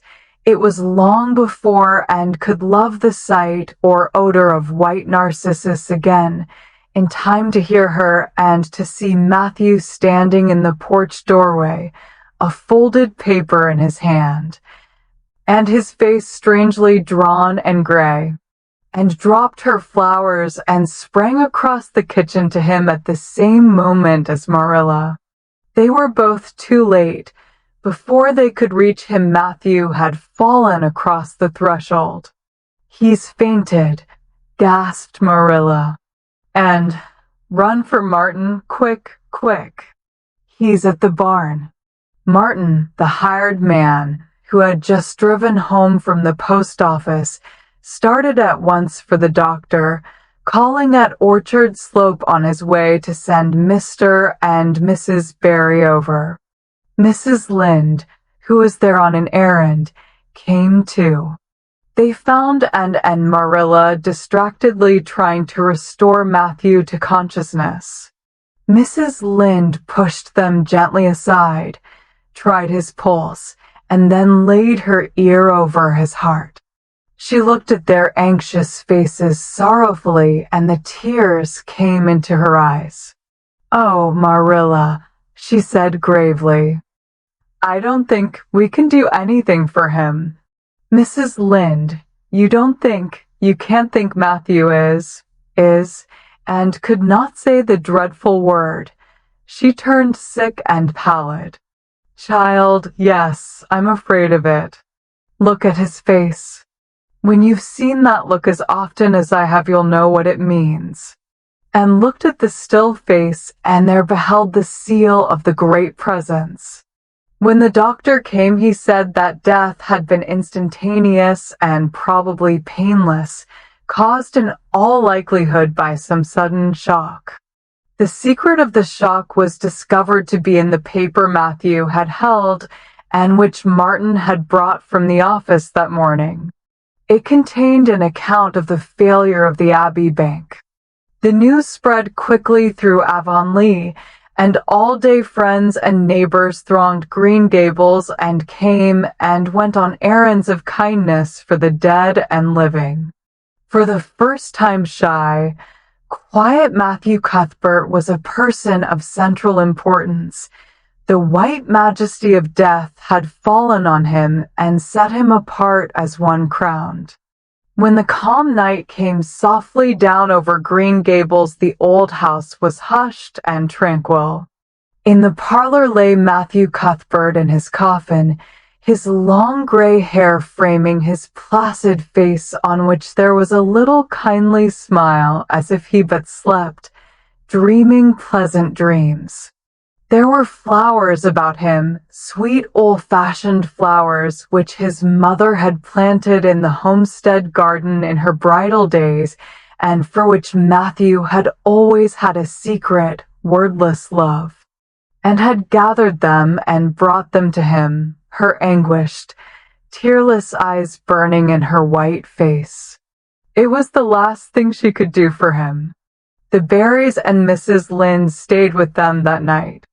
Diana, going to the east gable, where Anne was standing at her window, said gently, "And dear, would you like to have me sleep with you tonight?" "Thank you, Diana," and looked earnestly into her friend's face. "I think you won't misunderstand me when I say I want to be alone. I'm not afraid. I haven't been alone 1 minute since it happened, and I want to be. I want to be quite silent and quiet and try to realize it. I can't realize it. Half the time it seems to me that Matthew can't be dead, and the other half it seems as if he must have been dead for a long time, and I've had this horrible dull ache ever since." Diana did not quite understand.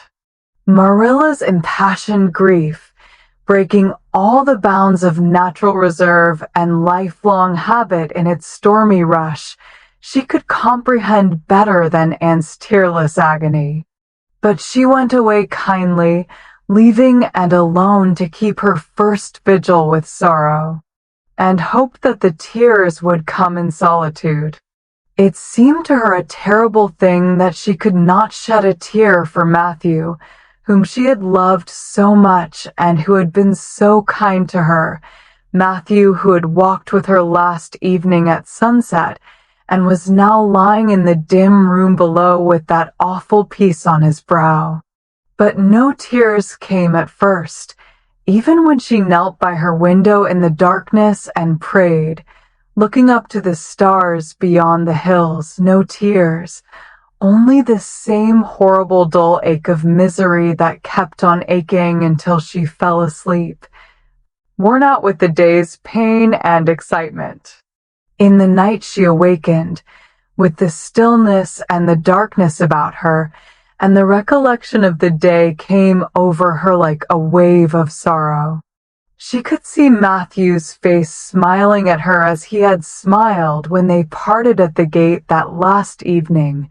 She could hear his voice saying, my girl that I'm proud of." Then the tears came and wept her heart out. Marilla heard her and crept in to comfort her. There, don't cry so, dearie. It can't bring him back. It isn't right to cry so. I knew that today, but I couldn't help it then. He'd always been such a good, kind brother to me, but God knows best. Oh, just let me cry, Marilla sobbed Anne. The tears don't hurt me like that ache did. Stay here for a little while with me and keep your arm round me, so. I couldn't have Diana stay. She's good and kind and sweet, but it's not her sorrow. She's outside of it, and she couldn't come close enough to my heart to help me. It's our sorrow, yours and mine. Oh, Marilla, what will we do without him? We've got each other, and I don't know what I'd do if you weren't here, if you'd never come. Oh, and I know I've been kind of strict and harsh with you maybe, but you mustn't think I didn't love you as well as Matthew did, for all that. I want to tell you now when I can. It's never been easy for me to say things out of my heart, but at times like this it's easier. I love you as dear as if you were my own flesh and blood, and you've been my joy and comfort ever since you came to Green Gables. 2 days afterwards they carried Matthew Cuthbert over his homestead threshold and away from the fields he had tilled, and the orchards he had loved, and the trees he had planted.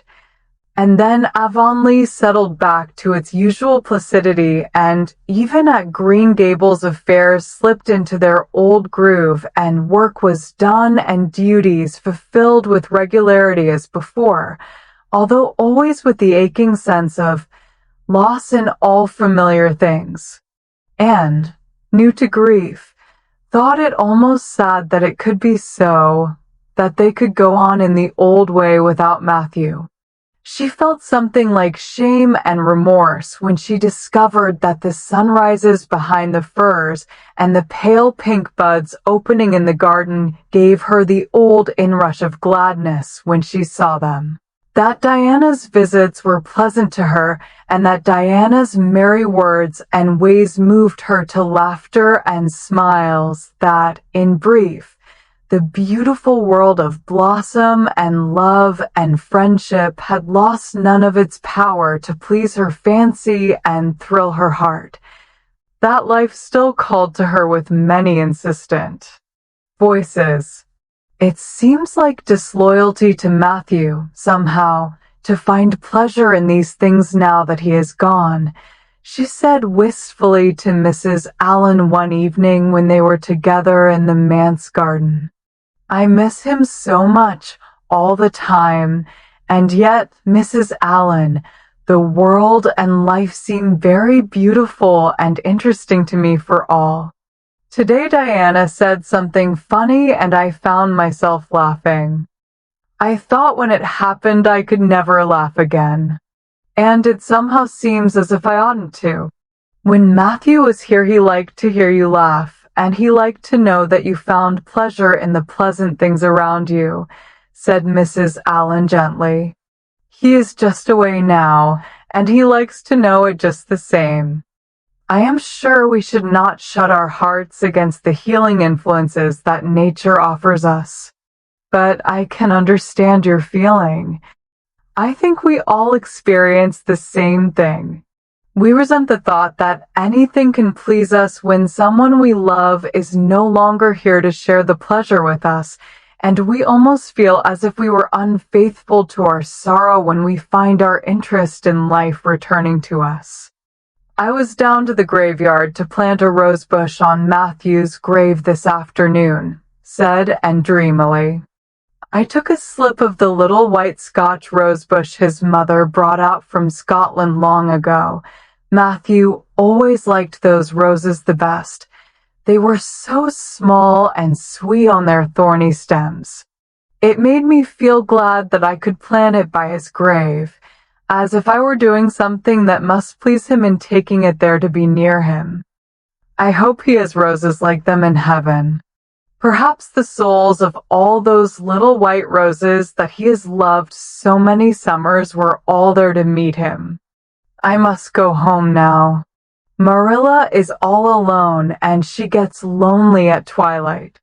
She will be lonelier still, I fear, when you go away again to college, said Mrs. Allen. Anne did not reply. She said good night and went slowly back to Green Gables. Marilla was sitting on the front doorsteps and sat down beside her. The door was open behind them, held back by a big pink conch shell with hints of sea sunsets in its smooth inner convolutions, and gathered some sprays of pale yellow honeysuckle and put them in her hair. She liked the delicious hint of fragrance as some aerial benediction above her every time she moved. Dr. Spencer was here while you were away, Marilla said. He says that this specialist will be in town tomorrow, and he insists that I must go in and have my eyes examined. I suppose I'd better go and have it over. I'll be more than thankful if the man can give me the right kind of glasses to suit my eyes. You won't mind staying here alone while I'm away, will you? Martin will have to drive me in, and there's ironing and baking to do. I shall be all right. Diana will come over for company for me. I shall attend to the ironing and baking beautifully. You needn't fear that I'll starch the handkerchiefs or flavor the cake with liniment. Marilla laughed. What a girl you were for making mistakes in them days, Anne. You were always getting into scrapes. I did used to think you were possessed. Do you mind the time you dyed your hair? Yes, indeed. I shall never forget it, smiled Anne, touching the heavy braid of hair that was wound about her shapely head. I laugh a little now sometimes when I think what a worry my hair used to be to me, but I don't laugh much, because it was a very real trouble then. I did suffer terribly over my hair and my freckles. My freckles are really gone, and people are nice enough to tell me my hair is auburn now, all but Josie Pye. She informed me yesterday that she really thought it was redder than ever, or at least my black dress made it look redder, and she asked me if people who had red hair ever got used to having it. Marilla, I've almost decided to give up trying to like Josie Pye. I've made what I would once have called a heroic effort to like her, but Josie Pye won't be liked. Josie is a pie, said Marilla sharply, so she can't help being disagreeable. I suppose people of that kind serve some useful purpose in society, but I must say I don't know what it is any more than I know the use of thistles. Is Josie going to teach? No, she is going back to Queen's next year. So are Moody Spurgeon and Charlie Sloane. Jane and Ruby are going to teach, and they've both got schools, Jane at Newbridge and Ruby at some place up west. Gilbert Blythe is going to teach too, isn't he? Yes, briefly. What a nice-looking fellow he is, said Marilla absently. I saw him in church last Sunday, and he seemed so tall and manly. He looks a lot like his father did at the same age. John Blythe was a nice boy. We used to be real good friends, he and I. People called him my beau, and looked up with swift interest. Oh, Marilla, and what happened? Why didn't you? We had a quarrel. I wouldn't forgive him when he asked me to. I meant to after a while, but I was sulky and angry, and I wanted to punish him first. He never came back. The Blythes were almighty independent. But I always felt rather sorry. I've always kind of wished I'd forgiven him when I had the chance. So you've had a bit of romance in your life, too, said Anne softly. Yes, I suppose you might call it that. You wouldn't think so to look at me, would you? But you never can tell about people from their outsides. Everybody has forgot about me and John. I'd forgotten myself. But it all came back to me when I saw Gilbert last Sunday. Chapter 38. The bend in the road. Marilla went to town the next day and returned in the evening, and had gone over to Orchard Slope with Diana, and came back to find Marilla in the kitchen, sitting by the table with her head leaning on her hand. Something in her dejected attitude struck a chill to Anne's heart. She had never seen Marilla sit limply inert like that. Are you very tired, Marilla? Yes, no, I don't know, said Marilla wearily, looking up. I suppose I am tired, but I haven't thought about it. It's not that. Did you see the oculist? What did he say? Asked Anne anxiously. Yes, I saw him. He examined my eyes. He says that if I give up all reading and sewing entirely and any kind of work that strains the eyes, and if I'm careful not to cry, and if I wear the glasses he's given me, he thinks my eyes may not get any worse and my headaches will be cured. But if I don't, he says I'll certainly be stone blind in 6 months. Blind. And just think of it. For a minute, Anne, after her first quick exclamation of dismay, was silent. It seemed to her that she could not speak. Then she said bravely, but with a catch in her voice, Marilla, don't think of it. You know he has given you hope. If you're careful, you won't lose your sight altogether, and if his glasses cure your headaches, it will be a great thing. I don't call it much hope, said Marilla bitterly. What am I to live for if I can't read or sew or do anything like that? I might as well be blind or dead. And as for crying, I can't help that when I get lonesome. But there, it's no good talking about it. If you'll get me a cup of tea, I'll be thankful. I'm about done out. Don't say anything about this to anyone for a spell yet, anyway. I can't bear that folks should come here to question and sympathize and talk about it. When Marilla had eaten her lunch and persuaded her to go to bed, then Anne went herself to the east gable and sat down by her window in the darkness alone with her tears and her heaviness of heart. How sadly things had changed since she had sat there the night after coming home. Then she had been full of hope and joy, and the future had looked rosy with promise, and felt as if she had lived years since then. But before she went to bed, there was a smile on her lips and peace in her heart. She had looked her duty courageously in the face and found it a friend, as duty ever is when we meet it frankly. One afternoon, a few days later, Marilla came slowly in from the front yard where she had been talking to a caller, a man whom Anne knew by sight as Sadler from Carmody, and wondered what he could have been saying to bring that look to Marilla's face. What did Mr. Sadler want, Marilla? Marilla sat down by the window and looked at Anne. There were tears in her eyes in defiance of the oculist's prohibition, and her voice broke as she said, He heard that I was going to sell Green Gables, and he wants to buy it. Buy it. Buy Green Gables. And wondered if she had heard aright. Oh, Marilla, you don't mean to sell Green Gables. And I don't know what else is to be done. I've thought it all over. If my eyes were strong, I could stay here and make out to look after things and manage with a good hired man. But as it is, I can't.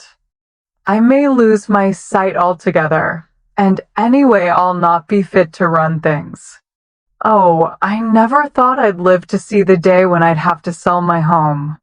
But things would only go behind worse and worse all the time, till nobody would want to buy it. Every cent of our money went in that bank, and there's some notes Matthew gave last fall to pay.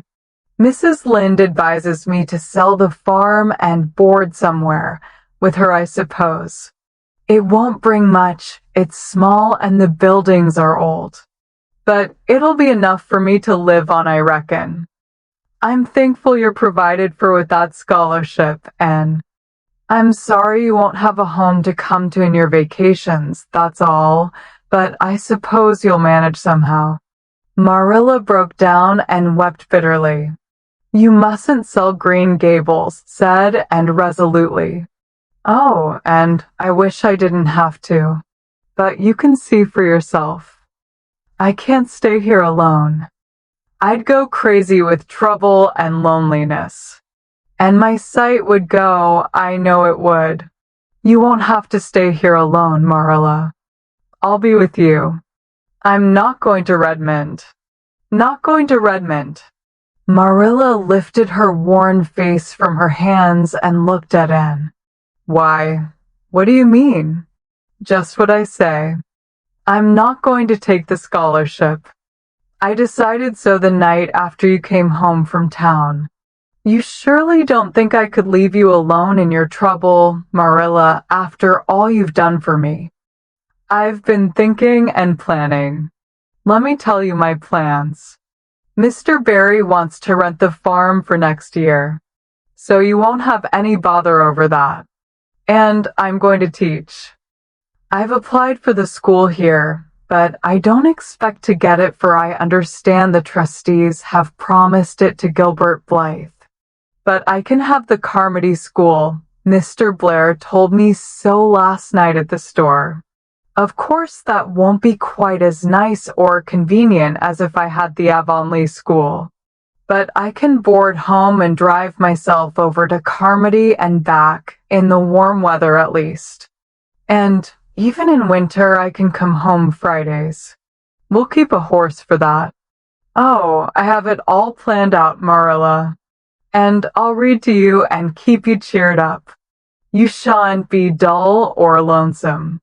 And we'll be real cozy and happy here together, you and I. Marilla had listened like a woman in a dream. Oh, and I could get on real well if you were here, I know. But I can't let you sacrifice yourself so for me. It would be terrible. Nonsense. And laughed merrily. There is no sacrifice. Nothing could be worse than giving up Green Gables. Nothing could hurt me more. We must keep the dear old place. My mind is quite made up, Marilla. I'm not going to Redmond, and I am going to stay here and teach. Don't you worry about me a bit. But your ambitions, and I'm just as ambitious as ever. Only I've changed the object of my ambitions. I'm going to be a good teacher, and I'm going to save your eyesight. Besides, I mean to study at home here and take a little college course all by myself. Oh, I've dozens of plans, Marilla. I've been thinking them out for a week. I shall give life here my best, and I believe it will give its best to me in return. When I left Queens, my future seemed to stretch out before me like a straight road. I thought I could see along it for many a milestone. Now there is a bend in it. I don't know what lies around the bend, but I'm going to believe that the best does. It has a fascination of its own, that bend, Marilla. I wonder how the road beyond it goes, what there is of green glory and soft, checkered light and shadows, what new landscapes, what new beauties, what curves and hills and valleys further on. I don't feel as if I ought to let you give it up, said Marilla, referring to the scholarship. But you can't prevent me. I'm 16 and a half, obstinate as a mule, as Mrs. Lynde once told me, laughed Anne. Oh, Marilla, don't you go pitying me. I don't like to be pitied, and there is no need for it. I'm heart glad over the very thought of staying at dear Green Gables. Nobody could love it as you and I do, so we must keep it. You blessed girl, said Marilla, yielding. I feel as if you'd given me new life. I guess I ought to stick out and make you go to college, but I know I can't, so I ain't going to try. I'll make it up to you, though, Anne. When it became noised abroad in Avonlea that Anne Shirley had given up the idea of going to college and intended to stay home and teach, there was a good deal of discussion over it. Most of the good folks, not knowing about Marilla's eyes, thought she was foolish. Mrs. Allen did not. She told, and so in approving words that brought tears of pleasure to the girl's eyes. Neither did good Mrs. Lynde. She came up one evening and found Anne and Marilla sitting at the front door in the warm, scented summer dusk. They liked to sit there when the twilight came down and the white moths flew about in the garden and the odor of mint filled the dewy air. Mrs. Rachel deposited her substantial person upon the stone bench by the door, behind which grew a row of tall pink and yellow hollyhocks, with a long breath of mingled weariness and relief. I declare I'm getting glad to sit down. I've been on my feet all day, and 200 pounds is a good bit for 2 feet to carry round. It's a great blessing not to be fat, Marilla. I hope you appreciate it. Well, and I hear you've given up your notion of going to college. I was real glad to hear it. You've got as much education now as a woman can be comfortable with. I don't believe in girls going to college with the men and cramming their heads full of Latin and Greek and all that nonsense. But I'm going to study Latin and Greek just the same, Mrs. Lynde said, and laughing. I'm going to take my arts course right here at Green Gables and study everything that I would at college. Mrs. Lynde lifted her hands in holy horror. And surely you'll kill yourself. Not a bit of it. I shall thrive on it. Oh, I'm not going to overdo things. As Josiah Allen's wife says, I shall be medium. But I'll have lots of spare time in the long winter evenings, and I've no vocation for fancy work. I'm going to teach over at Carmody, you know. I don't know it. I guess you're going to teach right here in Avonlea. The trustees have decided to give you the school. Mrs. Lynde cried and, springing to her feet in her surprise. Why, I thought they had promised it to Gilbert Blythe. So they did. But as soon as Gilbert heard that you had applied for it, he went to them. They had a business meeting at the school last night, you know, and told them that he withdrew his application and suggested that they accept yours. He said he was going to teach at White Sands. Of course he knew how much you wanted to stay with Marilla, and I must say I think it was real kind and thoughtful in him. That's what. Real self-sacrificing, too, for he'll have his board to pay at White Sands, and everybody knows he's got to earn his own way through college. So the trustees decided to take you. I was tickled to death when Thomas came home and told me. I don't feel that I ought to take it, murmured Anne. I mean, I don't think I ought to let Gilbert make such a sacrifice for me. I guess you can't prevent him now. He signed papers with the White Sands trustees. So it wouldn't do him any good now if you were to refuse. Of course you'll take the school. You'll get along all right, now that there are no pies going. Josie was the last of them, and a good thing she was, that's what. There's been some pie or other going to Avonlea School for the last 20 years, and I guess their mission in life was to keep school teachers reminded that Earth isn't their home. Bless my heart. What does all that winking and blinking at the Barry Gable mean? Diana is signaling for me to go over, laughed Anne. You know we keep up the old custom. Excuse me while I run over and see what she wants. And ran down the clover slope like a deer and disappeared in the furry shadows of the haunted wood. Mrs. Lynde looked after her indulgently. There's a good deal of the child about her yet in some ways. There's a good deal more of the woman about her in others, retorted Marilla, with a momentary return of her old crispness. But crispness was no longer Marilla's distinguishing characteristic. As Mrs. Lynde told her Thomas that night, Marilla Cuthbert has got mellow. That's what. And went to the little Avonlea graveyard the next evening to put fresh flowers on Matthew's grave and water the Scotch rosebush.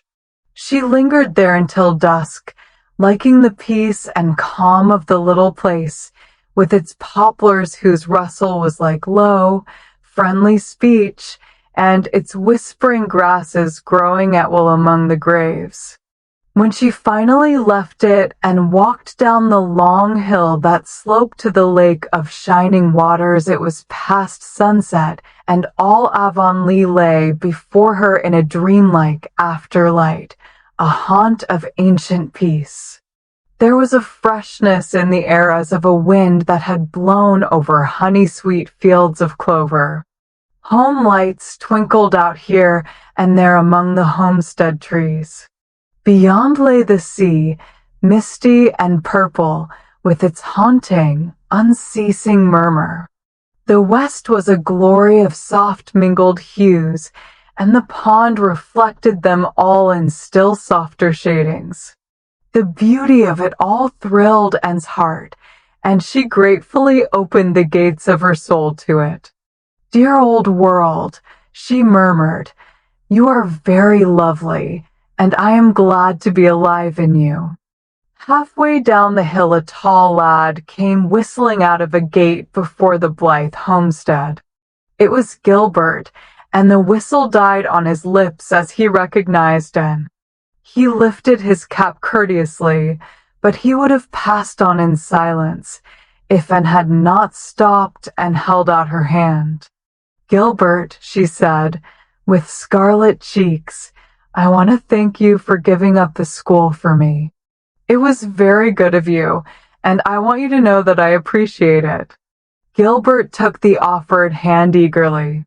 "It wasn't particularly good of me at all, and I was pleased to be able to do some small service. Are we going to be friends after this? Have you really forgiven me my old fault?" Anne laughed and tried unsuccessfully to withdraw her hand. "I forgave you that day by the pond landing, although I didn't know it. What a stubborn little goose I was. I may as well make a complete confession, I've been sorry ever since." "We are going to be the best of friends," said Gilbert jubilantly. "We were born to be good friends, and you've thwarted destiny enough. I know we can help each other in many ways. You're going to keep up your studies, aren't you?" "So am I. Come, I'm going to walk home with you." Marilla looked curiously at Anne when the latter entered the kitchen. "Who was that came up the lane with you, Anne?" "Gilbert Blythe," answered Anne, vexed to find herself blushing. "I met him on Barry's Hill. I didn't think you and Gilbert Blythe were such good friends that you'd stand for half an hour at the gate talking to him," said Marilla with a dry smile. We've been good enemies. But we have decided that it will be much more sensible to be good friends in the future. Were we really there half an hour? It seemed just a few minutes. But you see, we have 5 years lost conversations to catch up with, Marilla, and sat long at her window that night companioned by a glad content. The wind purred softly in the cherry boughs, and the mint breaths came up to her. The stars twinkled over the pointed firs in the hollow, and Diana's light gleamed through the old gap. Anne's horizons had closed in since the night she had sat there after coming home from Queen's. But if the path set before her feet was to be narrow, she knew that flowers of quiet happiness would bloom along it. The joy of sincere work and worthy aspiration and congenial friendship were to be hers. Nothing could rob her of her birthright of fancy or her ideal world of dreams. And there was always the bend in the road. God's in his heaven. All's right with the world, whispered and softly.